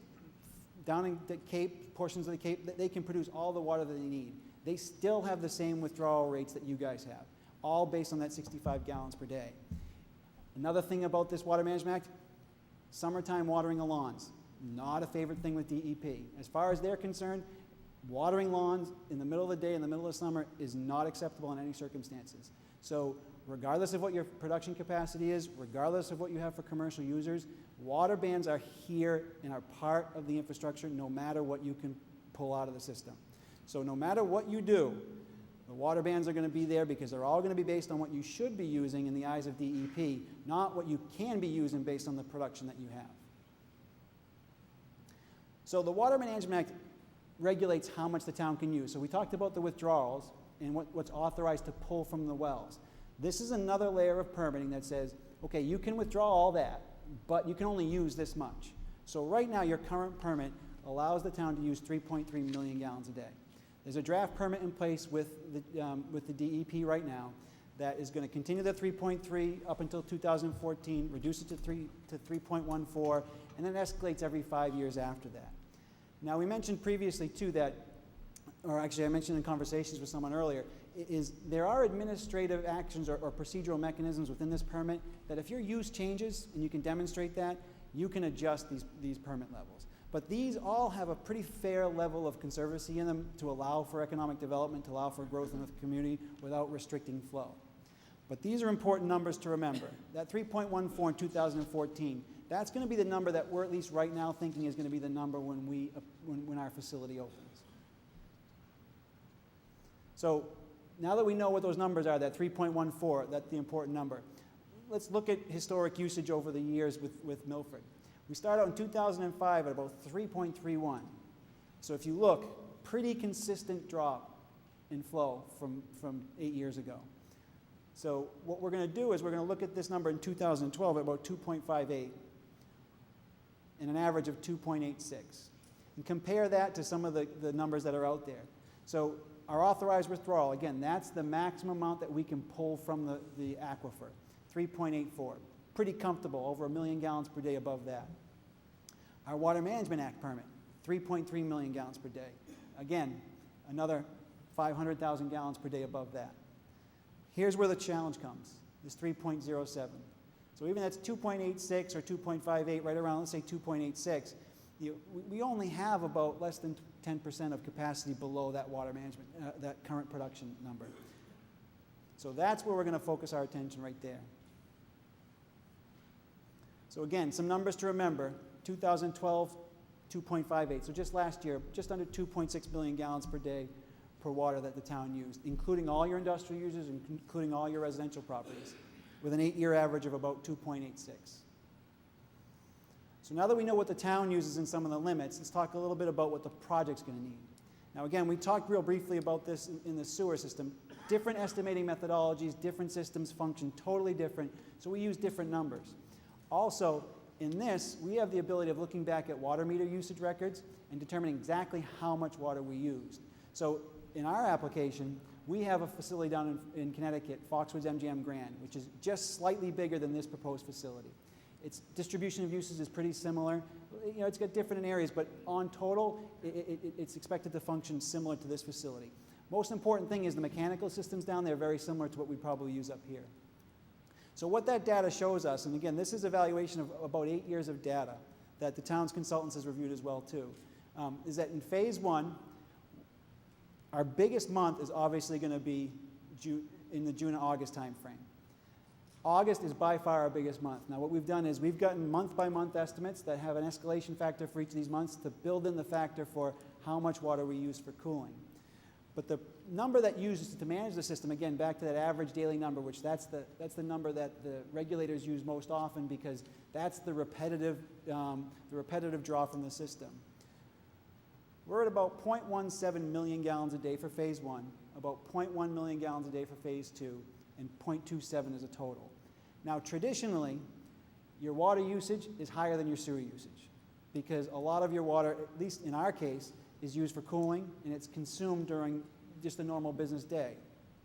The reason these numbers are lower is these are closer to actual numbers. The numbers we use for sewer have a level of conservancy in them because the way the systems are designed to collect and distribute that flow are more sensitive. So we have to apply a higher level of conservancy to the sewer numbers.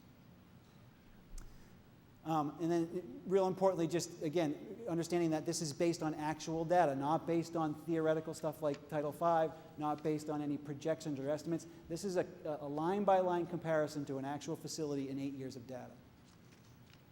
The other component is fire demand. I took them out of order, but I wanted to address the domestic demand first. A big part of any water system design is what happens when a fire happens. Sprinklers go off and fire hydrants are opened up. You know, those are huge draws on the system. So there's a whole engineering principle, just fire protection engineering, that evaluates water systems, evaluates the needs of a facility, and figures out how all those dynamics work together. Ty and Bond did an analysis with the model from the water company to show that, you know, what would be some of the impacts if we took all of this water out of the system at one point in time. Now this number here is what we estimate at this point in time.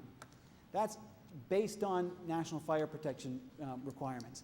There's a lot of variability in what you can apply for these numbers, and it depends on your application. So given our use, it's a 24-hour facility, a high level of security, the likelihood that we're ever going to have a fire where we have an extended discharge of the sprinkler system is almost not possible. For example, 20 years at Foxwoods, 20 years of operation down at Foxwoods, just talk with their facilities people today, not one significant activation of their sprinkler system. The only thing they've ever had is a sprinkler in a room gone off because something happened in an attic space. So 20 years of operation and not a significant event where their sprinkler system has gotten used. So that's an awful lot of water. To think of that, you'd have 3,000 gallons per minute for 4 hours at a facility that has 24-hour security, 24-hour activity. It's not a likely occurrence, and is evidenced by the history down at Foxwoods in Connecticut. So now that we've talked a little bit about what's available and what we need, let's talk about how the two come together. So again, this line here is from that previous slide, which told us what was available from each of those sources. You can see nothing available from Echo Lake and Charles River. Totally out. So we have about 0.48 available from Dilla Street, and about 0.2 available from Clark's Island, and about 0.29 available from Godfrey Brook. Now, just before we go too far, this 0.13 should be in the Dilla Street. So we have principally two opportunities to increase available supply. What we want to do is say, okay, well, let's assume the water system's static right now. We want to go in and find new water that currently doesn't exist today, currently is available from the town, to offset the demands of our facility so that we can come to the community and say, you will not be impacted at all by our facility other than a net positive impact. So by saying we're going to go out in the system and find the water, invest the money that it takes to increase the well supply or invest the money it takes to rehabilitate wells to produce new water that's available under our permits, then we can come to the community and say there's no net impact. So we've identified Godfrey Brook as our primary location for doing improvements. Now the reason for this is Godfrey Brook, unlike all the other supplies, does not have to go through the water treatment facility. So it's great to have any additional capacity available from a source that's not connected to the treatment plant. What that does is it reduces your leverage that if something happens to the treatment plant that you lose capacity. So if we were to improve Dilla Street wells, that would still have to go through the treatment plant, so we'd always have that in the back of our mind that we have Godfrey Brook as an option which doesn't have to go through the treatment plant.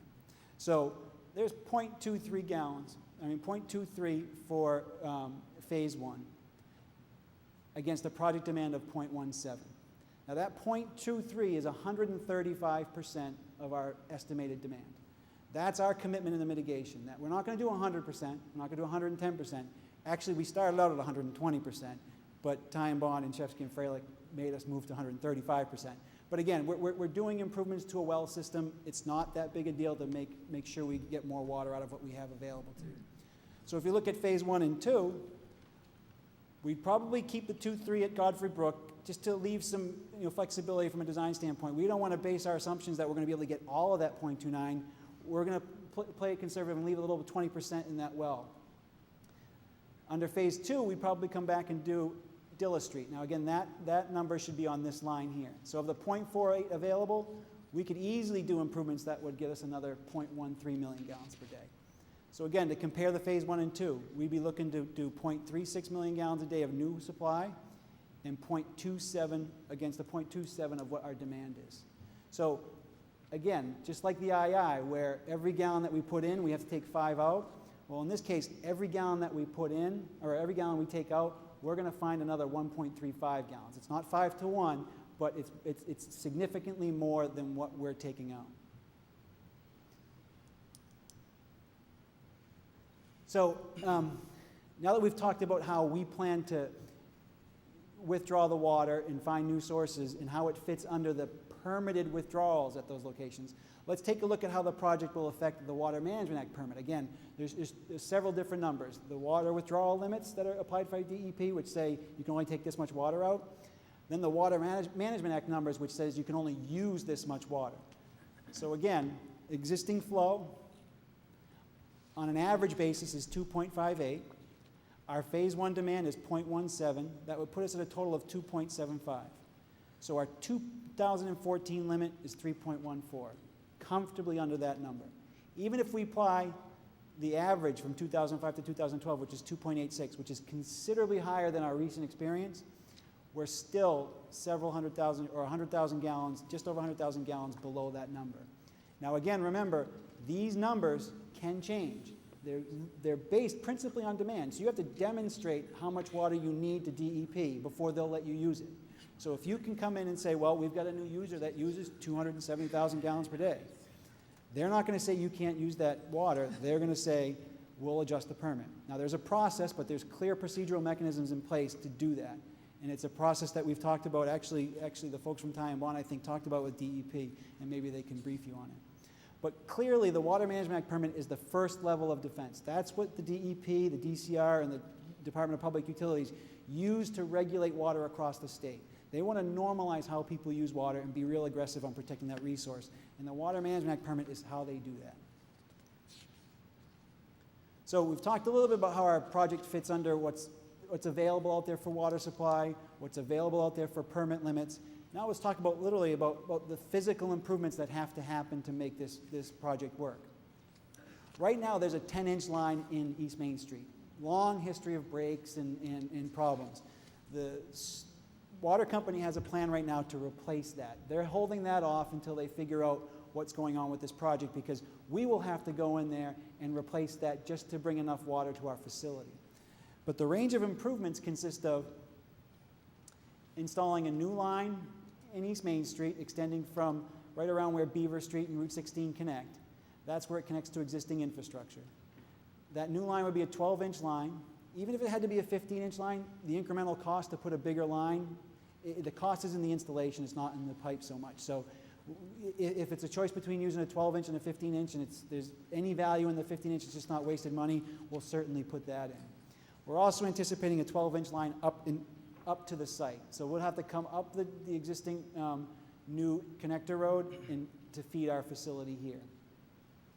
Now, the other thing that we're talking about right now is this water system, even though there's an emergency connection to Holliston, it functions as a dead-end system. Water systems don't work great when they're dead-ended. They work better as a looped system. So if you're part of a network of interconnected pipes, it works a whole lot better. So your flows are more reliable, your pressures are more reliable, and there's a lot less maintenance too because of water hammers and things like that. So what we've been doing is talking about, well, how can we make it better? Again, how can we come here and result in a positive impact? Well, the way we can do that is by doing something to reinforce the grid or reinforce the water system. One of the ways that we've identified is we're building a new road that connects over 495. It would be a great opportunity if we could get property that doesn't belong to us here to connect that water main back to Fortune Boulevard.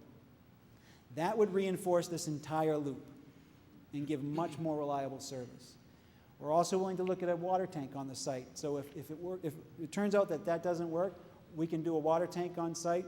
We can also upsize mains. So there's a lot of things that we can do to increase reliability, but the best course of action is definitely to put that loop back to Fortune Boulevard. So we talked briefly about how we fit under the permits, we fit under all the Water Management Act limits. We talked briefly about where our water comes from and how much we need and what we're going to do to get it to our site. Just want to really lay out the mitigation commitments that we have relative to water in a specific way. First is construct the water distribution improvements that we need to supply water to the site and mitigate fire flows. We will, whatever we have to do to make sure water gets to the site, we own that. We own design, we own construction, we own installation. That system will be managed by the Milford Water Company, but we own the design and construction. The other big component is to expand the wells at Godfrey Brook or Dilla Street. Now, right now, we're targeting Godfrey Brook as our preferred location to expand. I think the Milford Water Company's consultant, which is Tatum Howard as well, has also said that that would be their preference, principally because it's off the treatment plant. It doesn't have to be treated. But Dilla Street does provide the biggest bang for your buck. There's the most available space under that. So if we were going to put a well and we wanted to get a lot of volume, well, we go to Dilla Street. But if we want to get a well that provides us level of flexibility, we go to Godfrey. We still think that there's plenty of room under the production limits given the improvements that are going to make. So we'd like to invest the money in something that provides more reliability in the system in case something happens. Water conservation, big part of our proposal. Okay, everything that we can reduce from water, we also get the benefit of not having sewer. So we're going to be real aggressive about using low flow fixtures, doing off-site laundry. This is something that actually we got a little pilloried on, off-site laundry.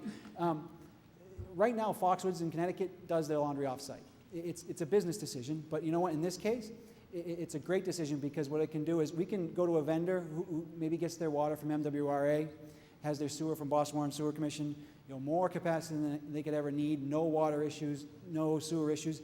All of that does is reduce our impact on the community system. We haven't taken any credit for that, but these are all measures that we're planning to employ. Also, no irrigation. I know the neighbors and I know the people in the town like to water their lawns and like to do that. We won't do that. We'll either install an on-site well or we'll reuse water collected from roofs or other sources to make sure that we don't use potable water for irrigation.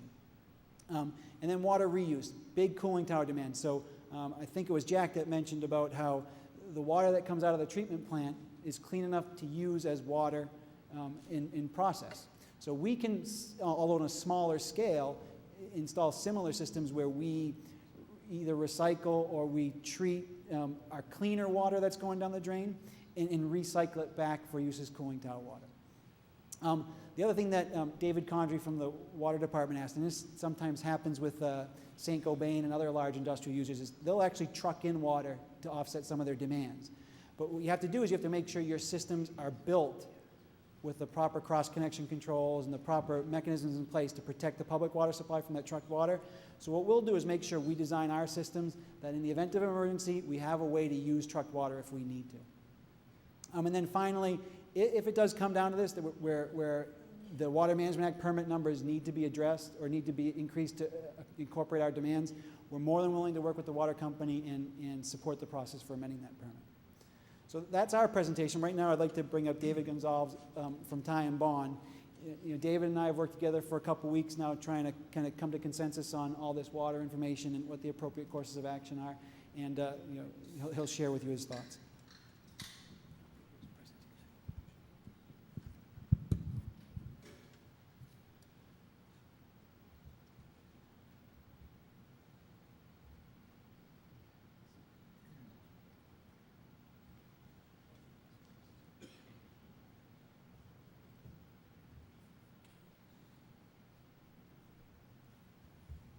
Good evening, everybody. My name is David Gonsalves with Ty and Bond. I'm a project manager for the firm.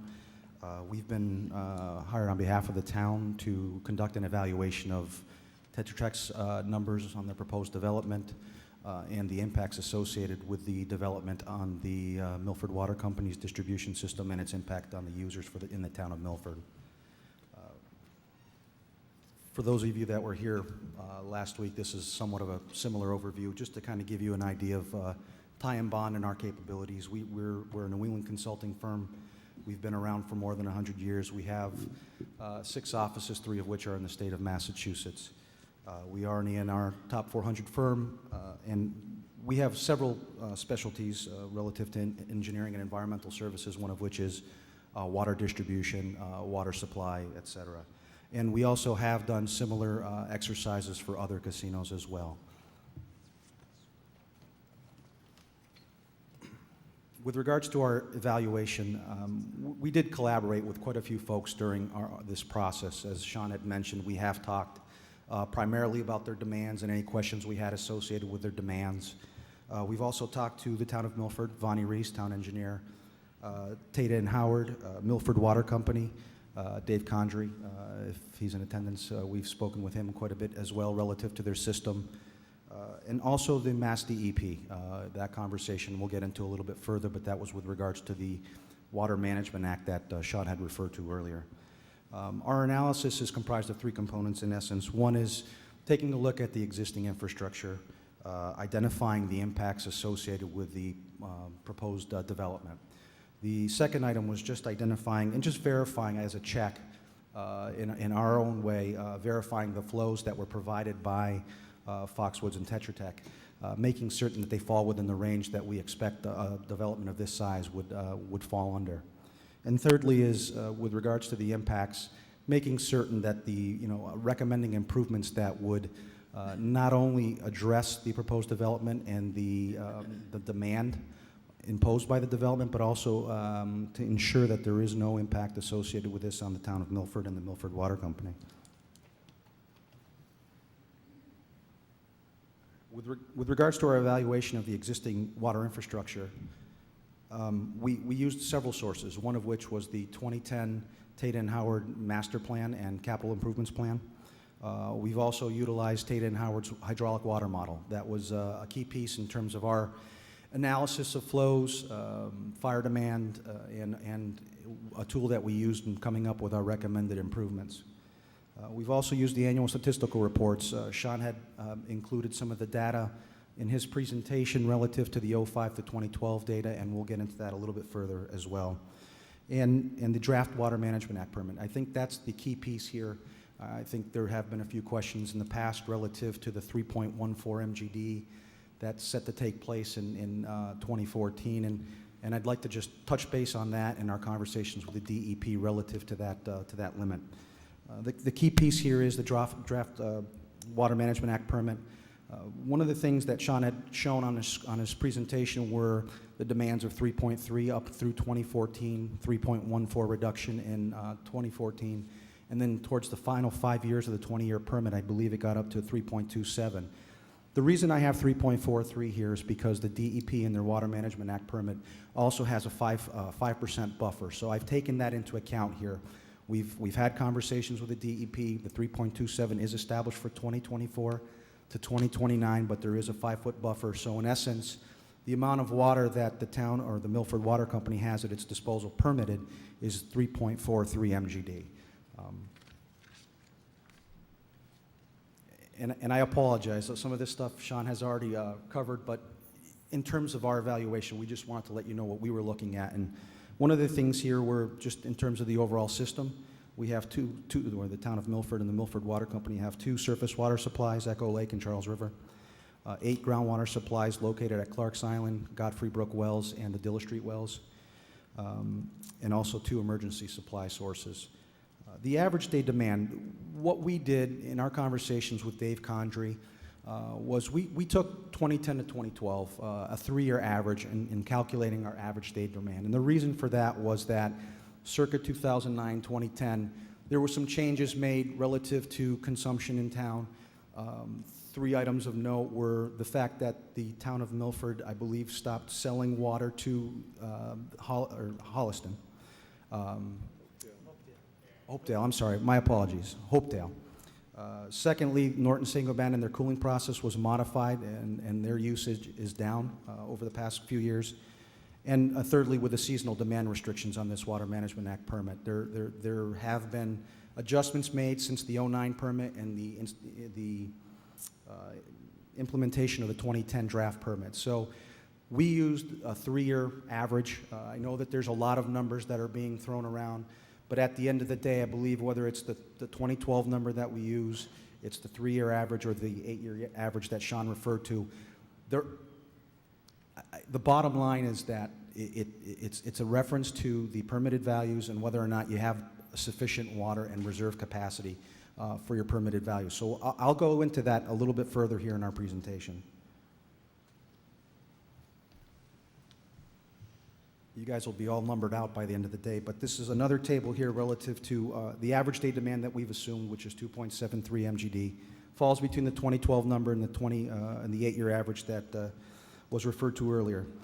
We have also shown Foxwoods development demand. We've used the 0.273, which is for both phases 1 and 2. And the reason why we've done that, as Sean alluded to, is that if you're going in to make improvements to infrastructure, you might as well do it all now rather than have to dig up the road again for an additional 100,000 gallons per day. So the way we've looked at this is based on both phases. We've analyzed it both on just 1 phase versus 2 phases. And the improvements that we've recommended would be improvements that we would recommend whether there was only 1 phase to consider or both. So in this particular case, and I know that there's concerns here with residents in town, we've used the higher value in terms of our evaluation. So the total demand would be approximately 3 MGD. Currently, the Milford Water Company has at its disposal approximately 3.07 MGD. That leaves you with less than about 1/10 of a million gallons per day available in reserve capacity. But in comparison to the draft Water Management Act permit, the allowable volume is 3.43 MGD. And with regards to SWIMI, one of the items that has come up, there's a framework for this Sustainable Water Management Initiative initiated by the DEP, is that there's means of mitigation. The SWIMI initiative and the framework associated with it is that it takes data from 2003 to 2005, establishes a baseline. We had a conversation, Dave Condrey and I, along with members of the DEP, relative to this baseline. And the baseline in this particular case is anticipated to be 3.48 MGD, which is higher than what you're permitted. What that means is that with regards to mitigation, there really isn't anything relative to mitigation, whether or not the development comes into play or not. So moving forward, if the development is here or not, with regards to Milford Water Company and mitigation measures, there isn't anything at this time that would need to be done.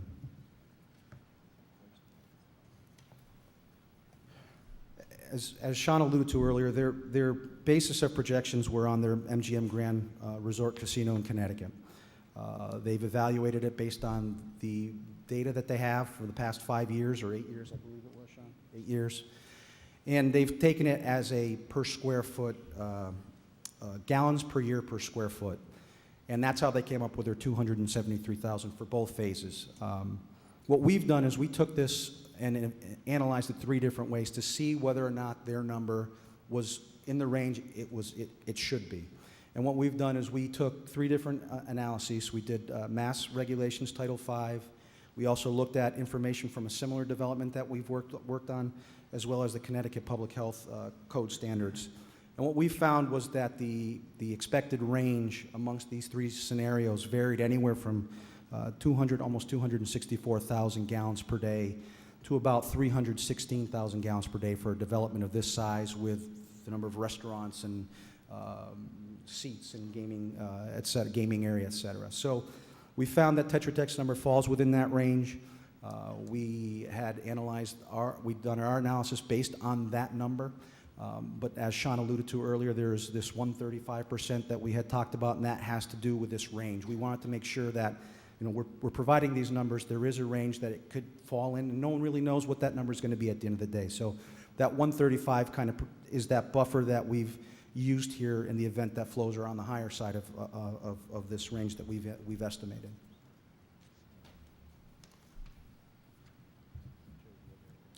Some of these charts, again, are somewhat similar to Sean's. With regards to available withdrawal rates, I alluded to earlier, was that the Milford Water Company currently has about 3.07 million gallons per day of water available with current setup. With regards to its firm yield and design capacities, the firm yield associated with its surface water supply and its design capacities for its groundwater supply wells, you're looking at approximately 3.8 MGD, which is above what they're permitted to distribute, which is good to know, is that the town or Milford Water Company has the resources available with certain upgrades to achieve its maximum permitted value. And as you see here, what we've talked about are basically reserve capacities at the bottom of this table of less than 1/10 of an MGD if currently constructed without any improvements, and also with all improvements to its existing infrastructure, reserve capacity of more than 0.8 MGD.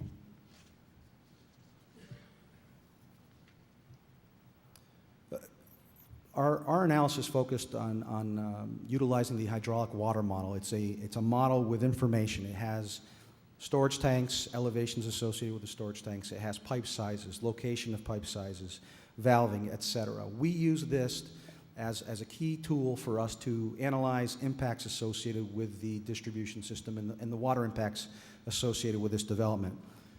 We ran several different models, several different scenarios. We looked at average day demand of 2.73. We looked at a max day demand of 5.77 million gallons per day. We used that as our baseline. That 5.77 comes from the 2010 annual statistical reports that were provided to us from Milford Water Company. That was the max day over the past 3 years that we've identified per the annual statistical report. So, it's been done in the past 3 years. We've used that as the baseline in terms of what the Milford Water Company and its distribution system is capable of handling.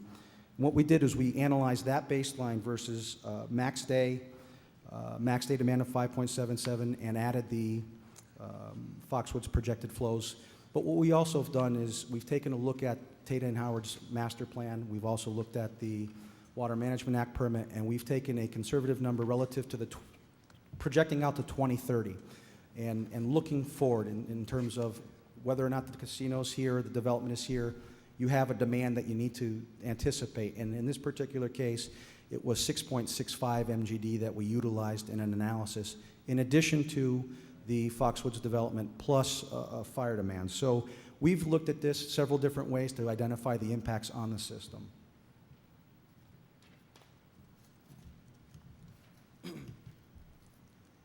And what we found with regards to our analysis are that when running just the development without any fire flow, there are minor impacts to the distribution system. And what I mean by minor impacts are anywhere from 2 to 5 psi in terms of pressure drops in certain parts of the system, up to 10 psi pressure drop in the area of the development, and we'll get to that here shortly. We've also identified some bottlenecks with regards to fire flow. In order to get 3,000 gallons per minute for a 4-hour fire flow event, there were some areas where pressure dropped below 20 psi. And the reason why we use 20 PSI is there's an ISO requirement to maintain 20 PSI in the distribution system, residual pressure under any fire flow event. And so we've identified those areas. There were some areas up near the development that did drop below 20 PSI. And what you see here are some alternatives to address these fire flow pressures or these system pressures that drop below the 20 pounds.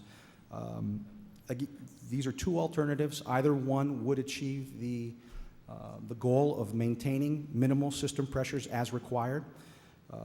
In one particular case, we're talking increasing the pipe diameter on East Main Street. I know Sean had alluded to a 12-inch main and going from a 10-inch to a 12-inch. But in our analysis, when including 3,000 gallons per minute for fire flow, we felt, not that we felt, but the model predicted that you would still have system pressure issues. So we've recommended 16-inch main there in lieu of the 10-inch, as well as some other modifications such as cleaning and relining along Fortune Boulevard. Another alternative, as was mentioned previously, was the loop piping from East Main to Fortune Boulevard, along with an increase in pipe diameter on Main Street from a 10 to a 12-inch. These are two alternatives. Both accomplish the goal of maintaining the system pressures where they need to be. There are other alternatives. These are the alternatives we've recommended with regards to our conclusion in terms of what we feel needs to be done. We've identified it here. And I guess in my conclusion summary, we'll discuss the projected flows, Foxwoods projected flows, and how these need to be addressed. Another item that needs to be taken into consideration is the water system supply requirements. Some of the questions that were posed beforehand were with regards to reserve capacity, and people were concerned relative to, using up the last of its reserve capacity to address the needs of this development. And one of the ways to achieve that is by upgrading the Dilla Street and the Godfrey Brook wells.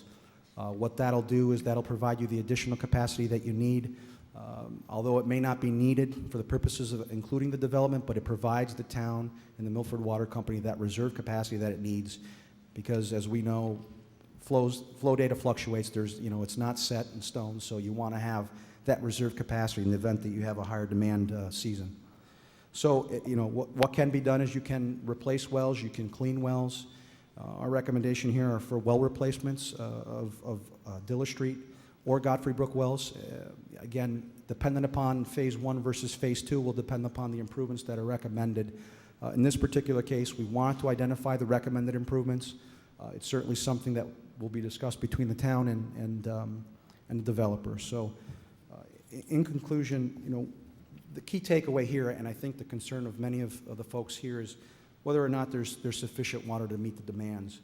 Based on the Water Management Act permit, based upon the demand that's needed and the availability of supplies that are currently out there, we do feel with these recommended improvements, if there are improvements, and I believe Sean had alluded to earlier, will be borne by the developer, we'll achieve. If these improvements are implemented, you'll have sufficient water for your current demand plus the additional development. And one of the things that we've also talked about is this production offset. We wanted to ensure that not only does Foxwoods provide the water that they need, but also provide an additional buffer for the users of the Milford Water Company and its distribution system. So, with that, I guess if there are any questions for either Sean or I.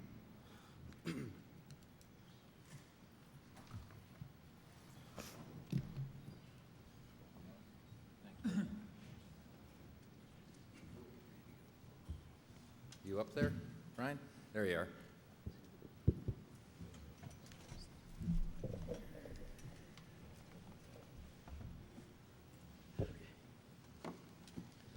Appreciate all the detail that's been provided to this point.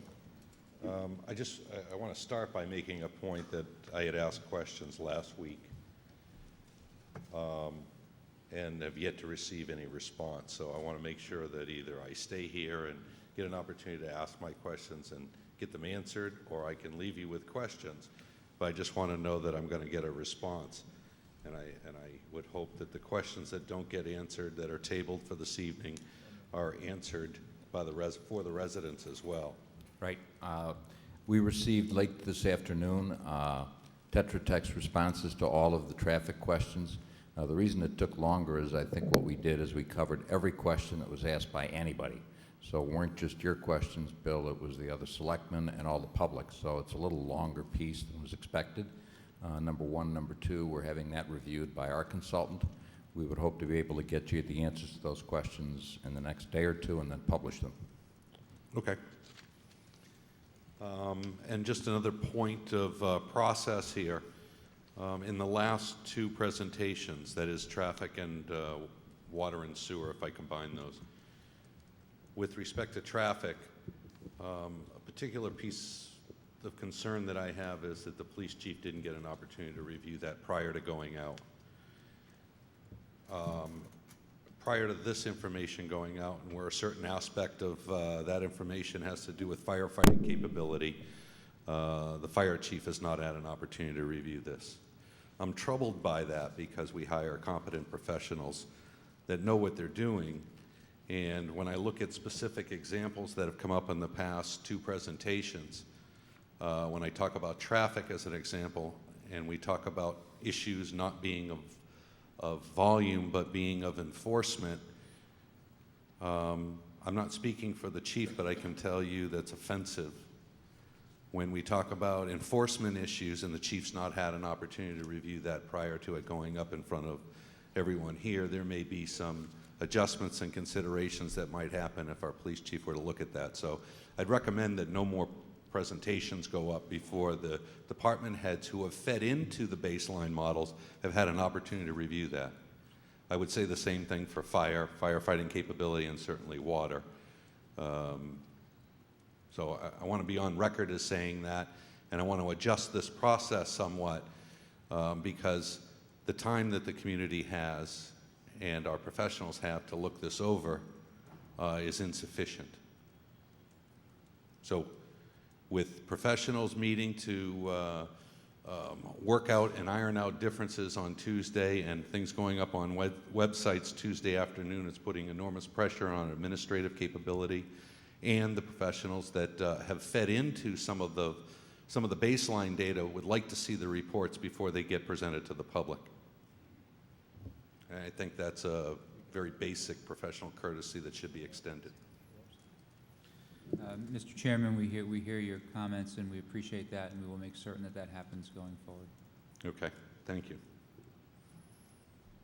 I noticed on one of the websites for Foxwoods, Mass, that they had looked into the possibility of being serviced for water by the MWRA, and I'm wondering, I don't know, is that a cost-benefit analysis? Is there a what was the determining factor to go away from the MWRA and then utilize Milford Water?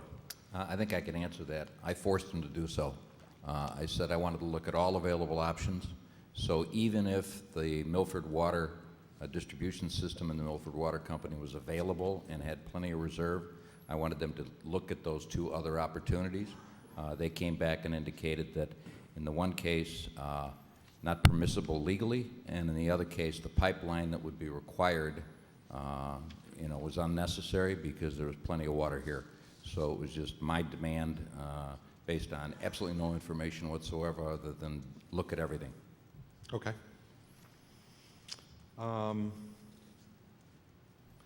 If somebody could they just explain to me, I understand where Clark Island well field is. I view that as Milford Pond, for lack of a better term. It's drawing from that resource, I think. Could somebody clarify that for me? Because we're talking about expanding that, and I just want to better understand it. Sure. So there's actually two supply sources near Milford Pond. There's the Clark's Island well field, which is the island in the middle of the pond. It's a series of old tubular wells that are just hand dug into the ground, connected by an above ground header. There's also the Milford Pond or the Cedar Swamp well nearby. That's an emergency supply. Okay. So basically, when we're talking about those two sources, we're talking about Milford Pond.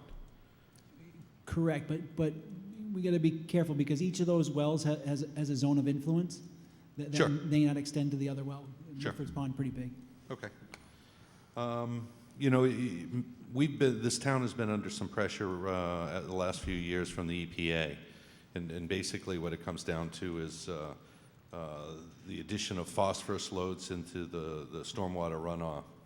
I'm wondering if, and especially considering that this development is being built, what you could argue is the headwater of the Charles, or a feed to the Charles from the headwater in Hopkinton. I'm a little bit concerned that the number of sources that the EPA indicates as phosphorus, specifically talk about high traffic volumes, trucks, buses, increased pollutants loading as a result of impervious surfaces. This may be a topic better taken up for the next meeting, but I'm wondering if all of the impervious surface, the number of vehicles that we're talking about in terms of traffic counts, whether they be 495 or local roads, have been looked at with regard to that EPA stormwater edict that's come out recently and is currently, I think, is still in public comment period. Has that been looked at all? Yes, correct. It has been looked at, and actually that's one of the net positives for providing so much structured parking. Like you said, impervious surface, like surface parking lots, generate a lot of that phosphorus. That's a problem. So our proposed development actually has almost all of our parking, actually all of our parking in structured parking, reducing the amount of impervious surface by like 80% over what surface parking would create. Reducing it from a baseline of what? From a surface parking baseline. So the vast majority of parking out in the community is surface parking lots. So that surface and the vehicle travel on it and the contaminants on those surfaces are principal drivers for the phosphorus production. So having a garage, because your garage is not exposed to rain, all that flow ends up in the sewer system and gets treated. So there's next to no flow because it's just wheel wash from your wheels, but it's a huge reduction in phosphorus by having structured parking. But let's be clear, you're not reducing the total phosphorus load, you're increasing it, right? With the result of the impervious surfaces from 495 and any other roads or any impervious surface that you're adding that doesn't currently exist in this stormwater management area. No, it's actually, it's not that simple because phosphorus is also created by decaying leaves and stuff like that. I understand. So a vast majority of our work is well below expected targets. All right, I'm not sure what the expected targets are, but we should be clear, impervious surface will be added to that doesn't exist today. Correct. Okay. And much of that impervious surface is not subjected, is actually exempt from the Stormwater Management Act when we talk about, for example, 495. No, actually, all the new impervious surfaces will have to comply with the stormwater management performance criteria. So we will, there will be detention basins, stormwater controls, all developed specifically to increase water quality as it leaves those surface. Okay. Well, let me say it this way. Any impervious surface that's resulting from that highway is not likely to be charged stormwater management fees from 495 perspective, as would the businesses in Milford. I wasn't aware that there were stormwater management fees in Milford, but you're correct, no. There are not today. They're proposed by the EPA, and it's still under review.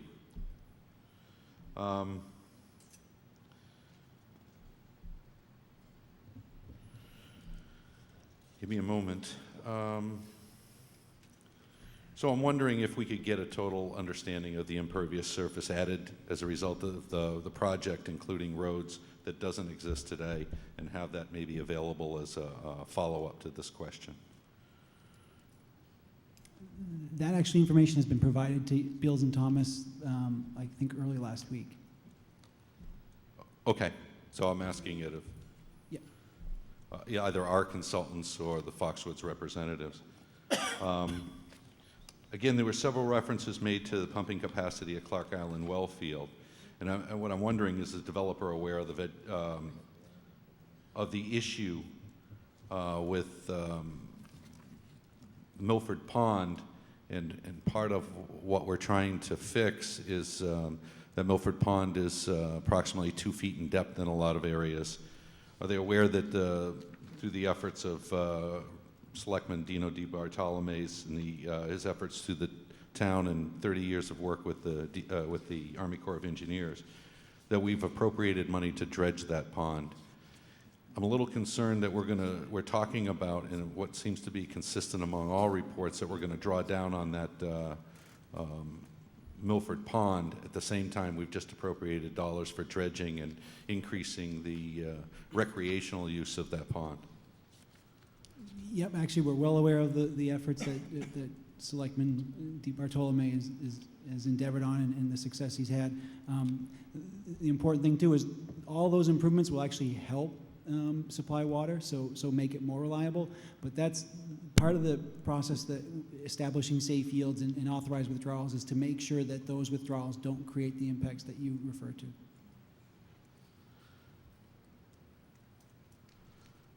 I guess the follow-up question is, maybe it's just my understanding or my ability to hear it. I think you said that you're going to improve that process, and I'm just trying to understand how drawing additional water out of the Milford Pond is going to help that. Well, Milford Pond is a flow-through pond, so water comes in and water goes out. So yes, as part of that evaluation process of what the safe yield, what can safely be taken from those wells, DEP analyzes the drawdown effect. And yeah, I mean, there is going to be a net change, but DEP has determined that it's within safe limits, and it's the source replenishes itself on a daily basis. Okay. In reading the Tater and Howard report, it indicates the possibility of supporting phase ones with many qualifications.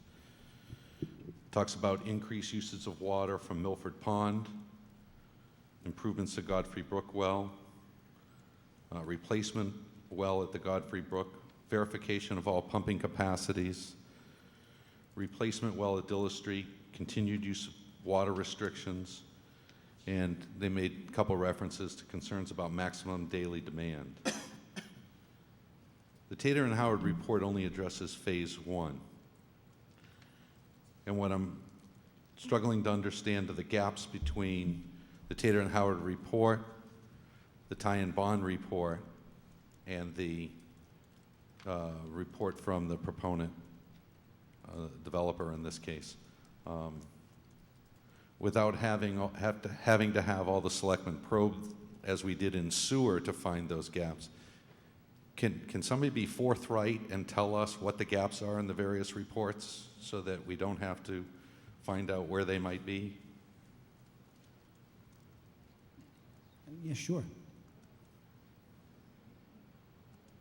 Sean, I'm just going to touch upon that briefly. With regards to the phase one and phase two, Mr. Chairman, there are two different flows. The phase one flows are 0.173 MGD, and the phase two flows are 0.1 MGD. In our analysis, we took a look at the entire project, both phases one and two.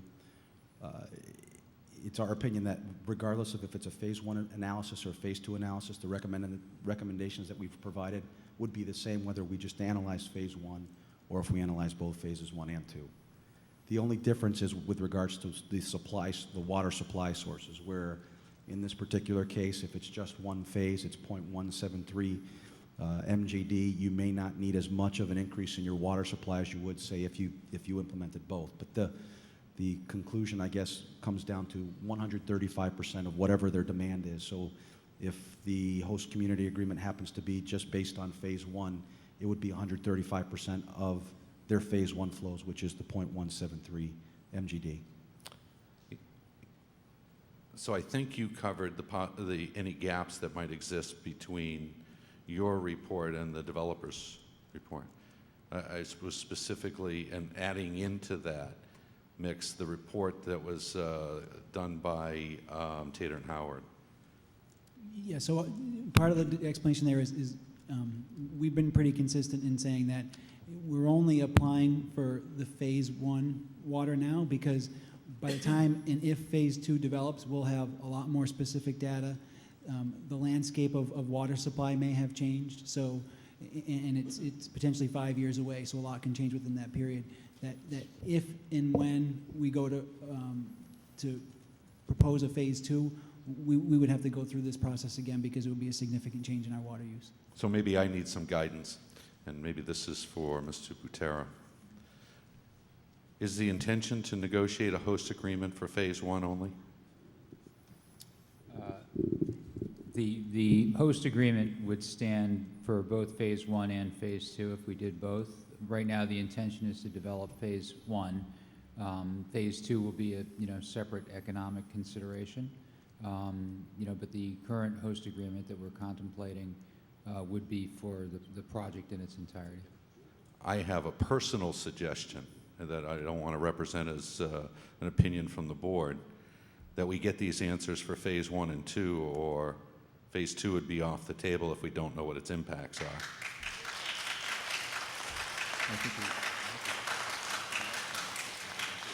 So waiting 5 years for the answer. Actually, Bill, in almost all cases, the only one we didn't control was Tate and Howard, which is the water company consultant.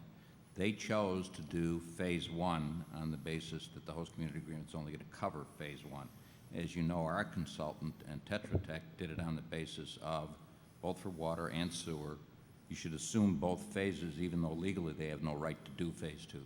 Traffic was also for phase 1 and 2, and you will see in all of the other analyses, it is based on, you should assume phase 2 is going to be there, even though they're not legally permitted to do it, because they won't have a host community agreement for that. So the only apology I would make is Tate and Howard, who was not our consultant and not the Foxwoods consultant, chose to say, we're going to look at it as a phase 1. They still use the same model. They still provided all the same information, but the two consultants that we control, we had it done for both phase 1 and 2 for all subject matters. And Mr. Chairman, in all of our... And I'm confused. Why? Not because of what the consultants are saying in terms of reviewing phase 1 and phase 2. Right. Certainly there's a principal player in this, and those are the folks that supply the water. Right. Understanding where the gaps are between the various reports is significant to me. Well, I don't think there's any gaps. I think the only difference is they said since the only legal requirement would be a phase 1, we're going to respond to the question of it being just a phase 1. What we did is we said, no, you should assume, our consultants and the developer's consultants, you should assume that there could be a second phase. Not legally. They can't do that without coming back to you and seeking your permission at that time. So Tate and Howard simply said, we agree with all the work these guys have done, but we're just writing a report for phase 1 because we're a private company. That's all that's being asked of us. So the town is completely protected because both consultants have said you can get enough water to do both phases. They're not legally permitted to do that without your express permission at that time. And they're going to build the design of both of these to cover both phases, even though they legally can't. So Tate and Howard, we don't control. Water company, they did it their way. All the data is the same data. They just chose to cut it off at phase 1 because that's all they're being asked to provide water for. And if I could add, one of the reasons is if we apply for an application to Milford Water for water, it will be for phase 1. So that's probably justification for why they did it that way. But I think the important thing, Bill, is that all the modeling and all the baseline data is identical for all three of these guys. There's no gaps, as you put it. They just stopped the conclusion at phase 1. Okay, and I was looking to read that. That's the difference. Okay, I understand.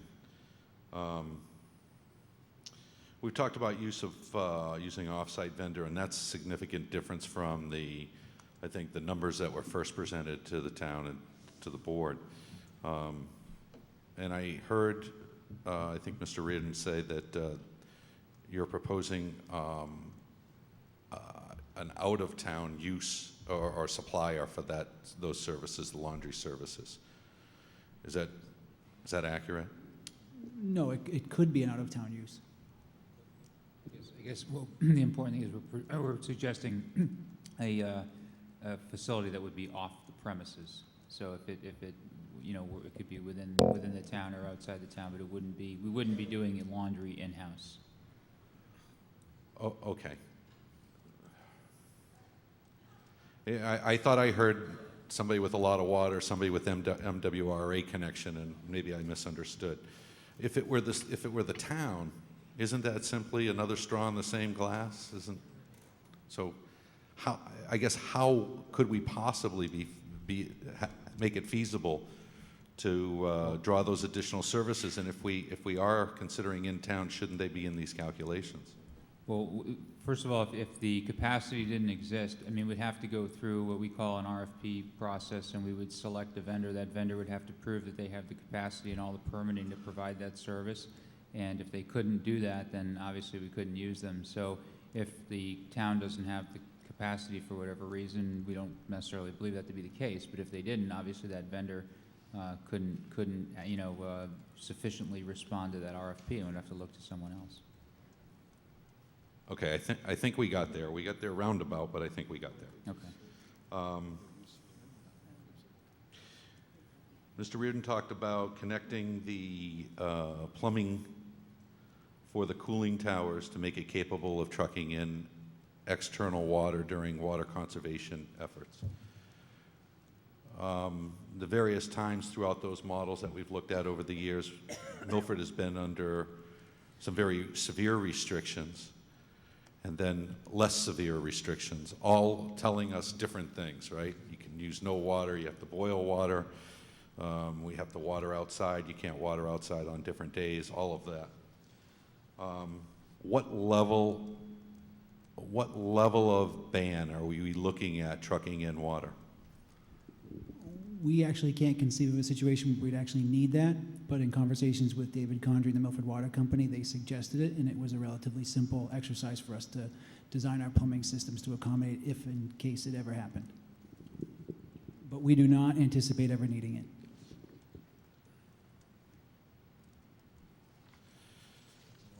Maybe I ought to emphasize it less on the front end of the presentation then, because we haven't, there are parts of this community that do truck water for various purposes, and it's, as you can imagine,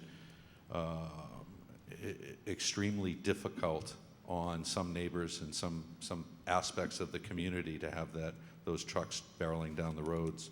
I just wanted to make sure we weren't squeezing a balloon by shifting the problem from water to traffic, and I wanted to understand that.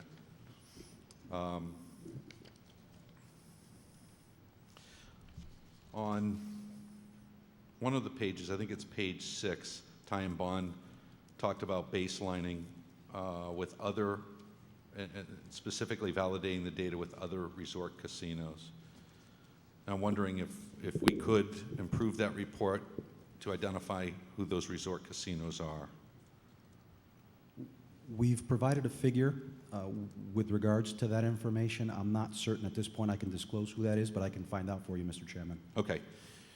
Generally speaking, right, when you talk about assumptions and models and we look at empirical data, that we identify those sources.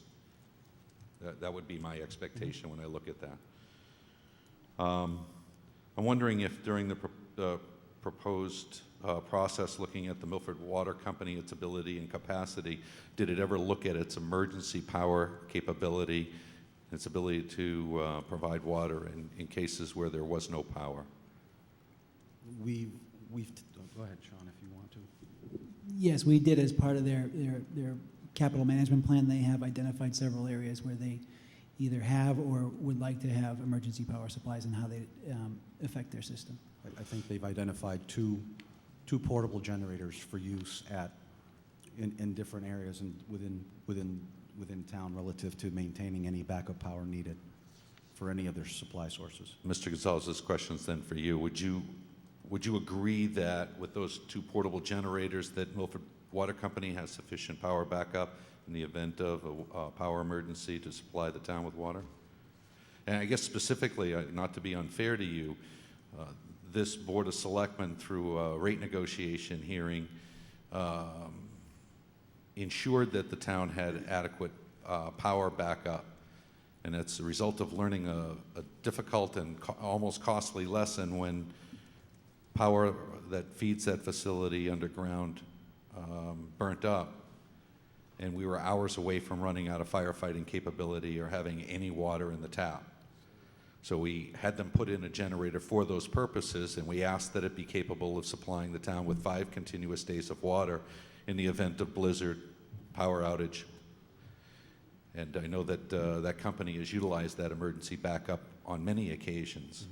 So it still remains a concern of mine, and I'm sure this board who helped negotiate that, what I want to understand is if that currently sized emergency generator at their pumping facility and at their at their treatment facility has the capability of supplying the power that we expected when we negotiated that with the DPU. And if you don't have the answer, that's okay. If it's not considered and you know about the two portable generators, that's okay. But I'd like to get an answer on that, and not having the answer at this moment's okay. I do not, I can't say definitively whether or not those facilities can. I do know that the Dilla Street Water Treatment Facility, which takes on the water supply for all but Godfrey Brook wells, was recently constructed. I would have to chat with Dave Condrey relative to the size of the generator. I would be making assumptions at this point, and I don't want to do that. I'll get you a definitive answer on that. Okay. That would be a critical component, I think, because we certainly worry about that. Lastly, I just want to make sure it's understood that it shouldn't be lost in the discussion that there remains serious concern, and I've raised this issue at several meetings with Mr. Buchera, with the proponent, and with various people. I want to make sure that it's not lost on the community that that I'm aware of it, at least, that we have serious concerns about the water company's performance and its demonstrated ability to put profit over health and safety of our residents. It's something you need to consider. It's not something you're responsible for, but it's something you certainly need to consider when you hear our responses, our concerns as they relate to water. Some of these reports don't do anything to alleviate that concern. I'm not sure you could. The culture that's created within that company, I believe, still exists in the senior management. And in my opinion, it's not a question of if there's going to be another incident, it's a matter of when. I would urge you to be mindful of the community sensitivity to water and its past history with the water company. Ultimately, we're going to have to rationalize many different reports, including Tater and Howard's, which works for the water company, including Ty and Bonds, which represents the town of Milford, and including yours, and figure out whether and what differences, whether they're significant or not in the end. But I appreciate you listening to me for this time, and if you could get me the answers to the questions we haven't answered tonight and those that we didn't answer on the traffic meeting, I'd appreciate it. Thank you. Yeah, thank you, Mr. Chairman. And with regard to your comment on the water company, I just want you to know that we genuinely heed that comment with a great deal of severity, because we actually share the same concern, obviously, as the town. It's critical to us that water flow to our facility in the town on a steady, regular basis with consistency. And just so you're aware, we do a great deal of background checks on vendors and people that we do business with, and in this case, we even hired a third consultant, so it is something that we constantly have in the back of our mind, and on that, I'm quite certain we both share the same concern. Mr. Buchera, you're right, and I appreciate that information. And I think the problem for both of us is that we suffer from having a virtual monopoly, right? Yep. Thank you. Understood. Yeah, I just want to, the chairman made a couple of points about the police chief, the fire chief. I mean, it's imperative, but we've been talking all the time. We have discussions. Everything that's done, make sure it's bounced off the engineer, the fire chief, police chief. These people are individuals that we respect, and we will be going to at some point for a recommendation. So I don't know how that happens, but Attorney Villani is available all the time to put meetings together, and I would hope that the consultants continue to get together more than they have in the past to make sure that things like this don't slip between the cracks. Mr. Concalves, I'd like to, I trust Sean, but I want to ask you some questions. Now, we have two reports. Okay. We have your report and as a peer review, more advanced review of Tetra Tech. What areas do you agree, tell us, do you agree on most areas of the Tetra Tech's report? I mean, and and what were some of the areas where you disagreed and you advocated that the numbers be changed, or whatever the case may be? The one area where I guess I still am not comfortable with relative to the numbers they use was regarding Godfrey Brook Wells, where there's a plus. Can I ask you to go to the big podium so everybody can hear you? Sure. Okay, thank you.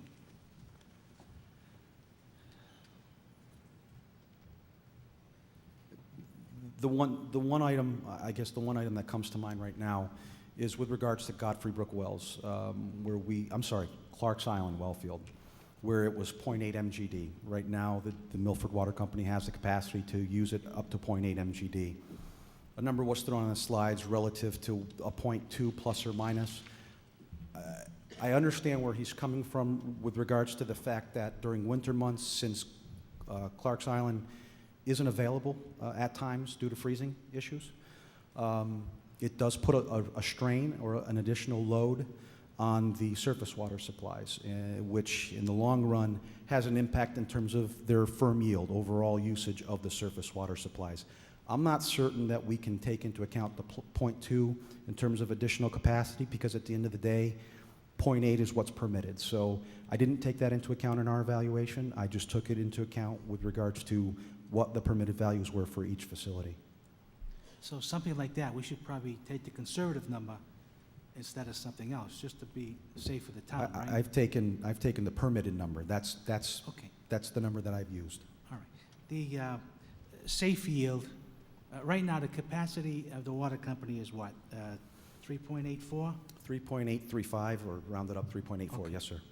And with that, we have a safe field, correct? Right Correct. now? You have a safe yield for your surface water supplies of 1.57 MGD. Okay. So, now, if the casino were to come in tomorrow without the improvements and all that, then those numbers would be out of whack. There would be no safe field, and the capacity would be affected negatively, right? No, there's safe yield and reserve capacity. Safe yield is regardless of whether or not a casino or development or any large user comes into town. Safe yield is related to the surface water supply only. What gets impacted if a large user were to come in tomorrow is your reserve capacity. And in this particular case, right now, the town, or Milford Water Company, has the ability to produce up to 3.07 million gallons per day on average. And if you include, and I guess it depends on what you want to include. If you want to just include the phase one, you're looking at 2.9 MGD total. That would leave you with about 1/10 of a million gallons per day in reserve capacity. Not sure that's what folks want to see, and that'd be a discussion with Dave Condrey. But I would think that you would want to maintain the reserve capacity that you have at this point, which is about 1/3 of a million gallons per day. Yeah, as far as the different phases, I mean, we really haven't spoken. I mean, I think we should base our decision on phase one. Phase two would be a different story if it gets to that point, and then I think you'd have to go through all this again. So just because we've approved phase one, phase two is a different story for another day and whatever, so. I agree. For planning, it might be okay, but in reality, I think we're talking two different things at this point. But I think that's where the conclusion came into play, was the recommendation of 135% of the projected flow. So whether it's just phase one or phase two, you're still looking at having to, address 135% of whether it's just the phase one flows or both flows combined. Have you spoken to the Dave Condrey? I have multiple occasions, yes, sir. Okay. And I've met with David a couple of times as well. I wish he were here. I thought he was going to be here because I had a couple of questions for him. David? Can you come down here? All right, get on TV. Come on down here. No, Doug, stay up there for 1 second, okay? So give David time to come down here. So as far as the mitigations that Tetra Tech has, I think there are, I don't know, number 9 or 10 of them. Do you feel that's pretty comprehensive. I mean, is anything else that should be, as far as mitigation, besides the 9 and then the paragraph, Doug? David? I have not yet reviewed all 9. The key pieces for me were just relative to capacity and supply. There were some things in there relative to mitigation, for example, low-flow fixtures. Those are items that I think are a benefit. Yeah, so I guess in essence, the key component is what they're going to address. And initially, they had 120% of Foxwood demand flows. I think through conversations recently with Sid and myself and Sean, we've decided for the benefit of the town, it should be a little bit higher, which is what we've recommended. So we've reviewed that. It has been adjusted from the original Tetra Tech report. Yeah, because I would think anything, regardless of what item it is, if you recommend something strongly, then it has to get in. Yep. And if it doesn't get in, then we have to know about it. The one item that is not in there, I believe they've talked about the Godfrey Brook and Dilla Street wells in their recommendation, upgrades to those facilities, which is something that we recommend. There's also improvements that are needed in the distribution system to accommodate fire flows. Sean, I'm not sure specifically how that was addressed in your report or in that bullet, the 9 You items. know, any fire flow adjustments that we have to make sure that proper service is supplied, will do. Okay. I think they had talked about East Main Street as one of the items going from a 10-inch to a 12-inch. It's our opinion that if that's the case, or if that's the water main that they want to improve or upgrade, it would need to be 16-inch, and we've identified that in the report. I think on one of those reports that Sean presented, there were, or maybe you, David, there were like alternatives, alternative A, alternative B. Correct. One made reference to the loop system that Sean had talked about previously, and the other was the East Main Street Instead of alternative. 2 alternatives, could both be put in so that it really protects what we're trying to do here? I guess you can put in anything that you'd like. I think that either one accomplishes the goal of maintaining system pressures under a fire flow condition. So, you know, the recommendation would be at a minimum 1, but it sounds as if there is some, I don't want to put any words in Sean's mouth, but it sounded like there was commitment to discuss the loop further. We'll do whatever is necessary to make sure that the system's not impacted. Okay. I know it's getting late. I know the residents have to ask questions. Thank you, David. I just want to make a couple of comments, and then David maybe can get up and say whatever is on his mind. There's no question over the past 3 or 4 years, we had a very good water company, and then 4 or 5 years ago, things happened, as everyone knows, and the reputation and the integrity of the water company has been severely damaged. I don't know if it can ever be repaired, but I can say that this individual, David, who has worked with the board for the past couple of years, and I think with the residents, is trying to bring back the integrity, the reputation, the communication, and I give him a lot of credit. And I think his opinion and his recommendations are most important. David, if all the, in working with Sean and all the consultants, because you're the main man here, I think, you know, at the end of the day, you're the one who has to say yes or no. If we continue on this basis of putting in all the mitigation that is needed, totally inclusive, so that if you ask for 20 items, all 20 items are included, and if all those things are included and you are satisfied, will the Milford Water Company, would you feel comfortable in saying that the Milford Water Company, with the scientific data and the knowledge and all that, the recommendation would be that the Milford Water Company can handle the casino, and also, you know, people hooking up on East Main Street, and hopefully that is done. Some of the other properties will come into play over the next few years. So, I guess point blank, if everything is done to your satisfaction, would you feel comfortable to say to us that that all the things have been mitigated, everything that you've seeked out has been incorporated, and with those improvements and amenities, that you can handle the the water being supplied to the casino project? First off, thanks, Dino, for the words of praise. One thing I do want to make clear is that the company from the outset of all of this made it perfectly clear that we wanted to present a united front with the town. We work closely with Ty and Bond. We've been working with the attorneys, and we have been working with Tetra Tech. But the main concern that the company had right from the get-go was that the overall impact could not affect the current customers or anything that we currently have on the books for expansion, be it commercial or residential, et cetera. So that's always been our number one goal. Based on the reports that we got back, part of the reason we used Tater and Howard is because they designed the water model, they designed my capital improvement plan.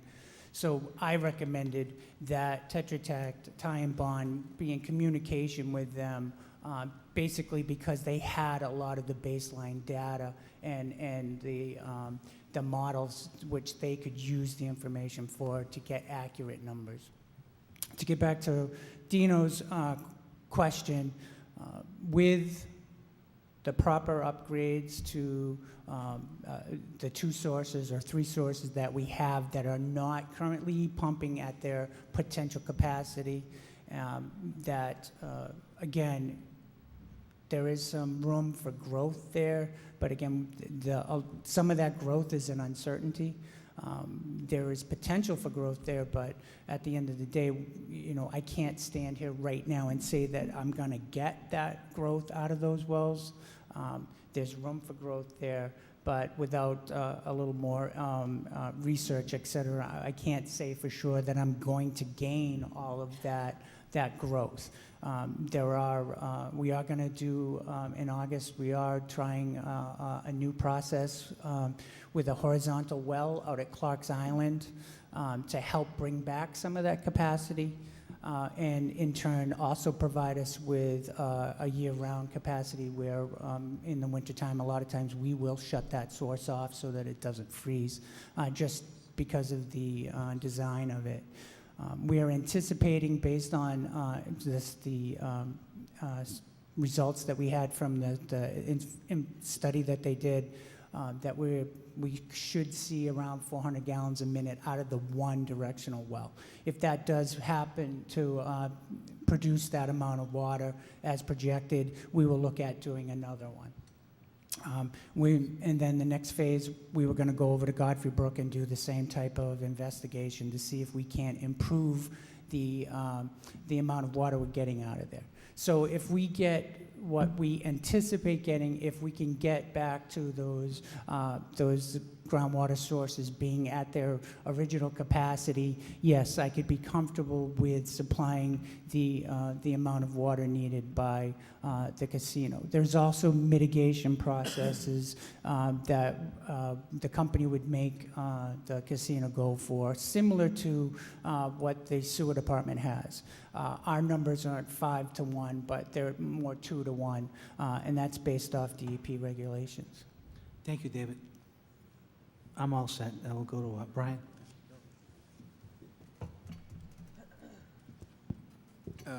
Thank you. Let me just thank Mr. Is it Gonzalez or Goncalves? Gonzalez. Yeah, Gonzalez. Your presentation, out of all the reports I've seen, was the closest in theme with the written report, which was most easy for me to try to follow, so thank you. You're welcome. I guess the question that I have for either of the consultants is the Casino Free Group gave us a report on June 17th, and they estimated, first of all, they indicated that the estimated water demand of 0.17 MGD was not accurate for phase 1, and also that they estimated the usage for phase 2 to be 0.28 million gallons per day. So I would like to toss that out there. Number one, was that research reviewed? And number two, Is it agreeable or not agreeable? What were your reactions to that? Well, I think there was a response to that Milford Casino free document that addressed that. That did not come from us. However, again, based on our analysis of their numbers, it falls in line with projected range. So we were comfortable with the number that they've used. Okay, and then I know, Sean, did you want to address that? We did address it in our comments back to the board in the memo from Scott and I. We don't agree with the Casino Free Milford's assessment of the water. Yeah, and why not? First of all, it didn't follow any traditional methodologies for estimating water demand, didn't cite any actual water usage, and it actually misinterpreted the information provided in the document that they referenced. Okay.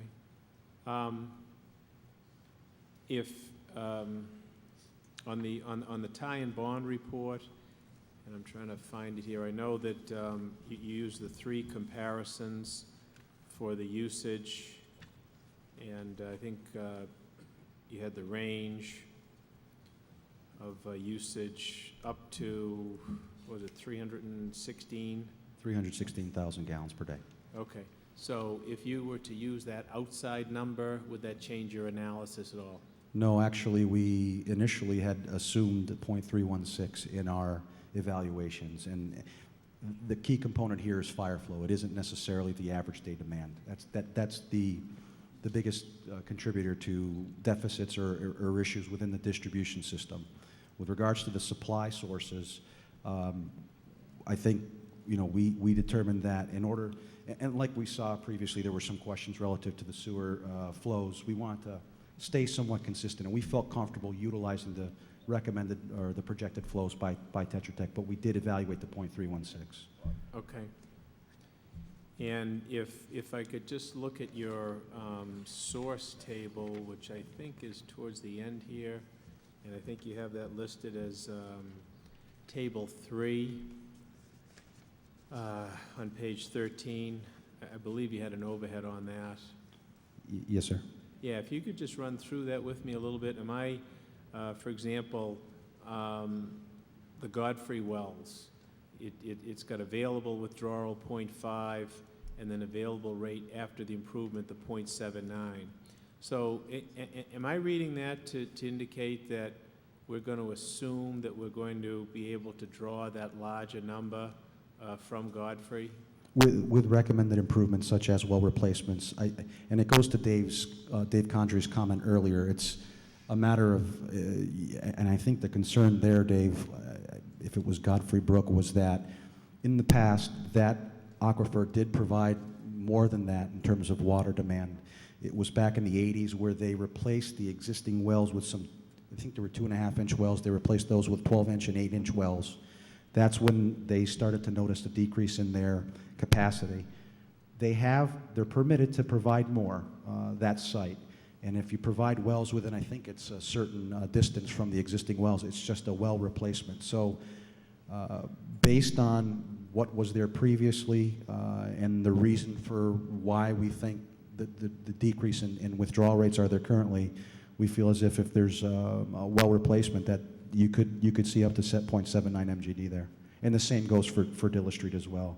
In the Dilla Street's case, I believe one of the last reports from, I don't know if it was Lane Christensen or the other gentleman the other firm that did the cleaning, one of the wells was noticed in terms of the screen itself, it's starting to get to the end of its useful life. So, that starts contributing to some of that decrease in available withdrawal at the site. And the Clark's Island well field, I note that you left at the 0.8 on both columns. And does that go back to your comment where you essentially didn't agree that there might be increased capacity from that site and keeping it more on a conservative basis? You just left the number as is? That's your permitted value, so I didn't want to assume anything over what you have for permitted.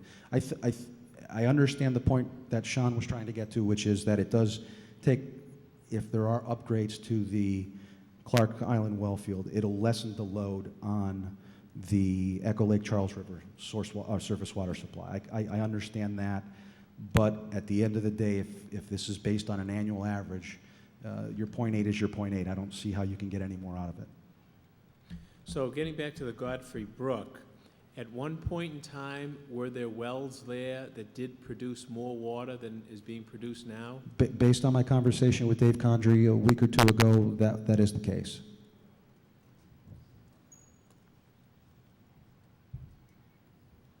When you first develop a well, part of the development process is that you have to do a prolonged pump test to see just how much capacity or volume of water you can get out of that well, or sustain out of that well. The number that you see, that 0.79, is a number that was permitted based on a prolonged pump test back when the well field was originally put in. So it is possible that with either upgrades or replacements that we can get back to that, because at one point in time, that well field did produce that much water.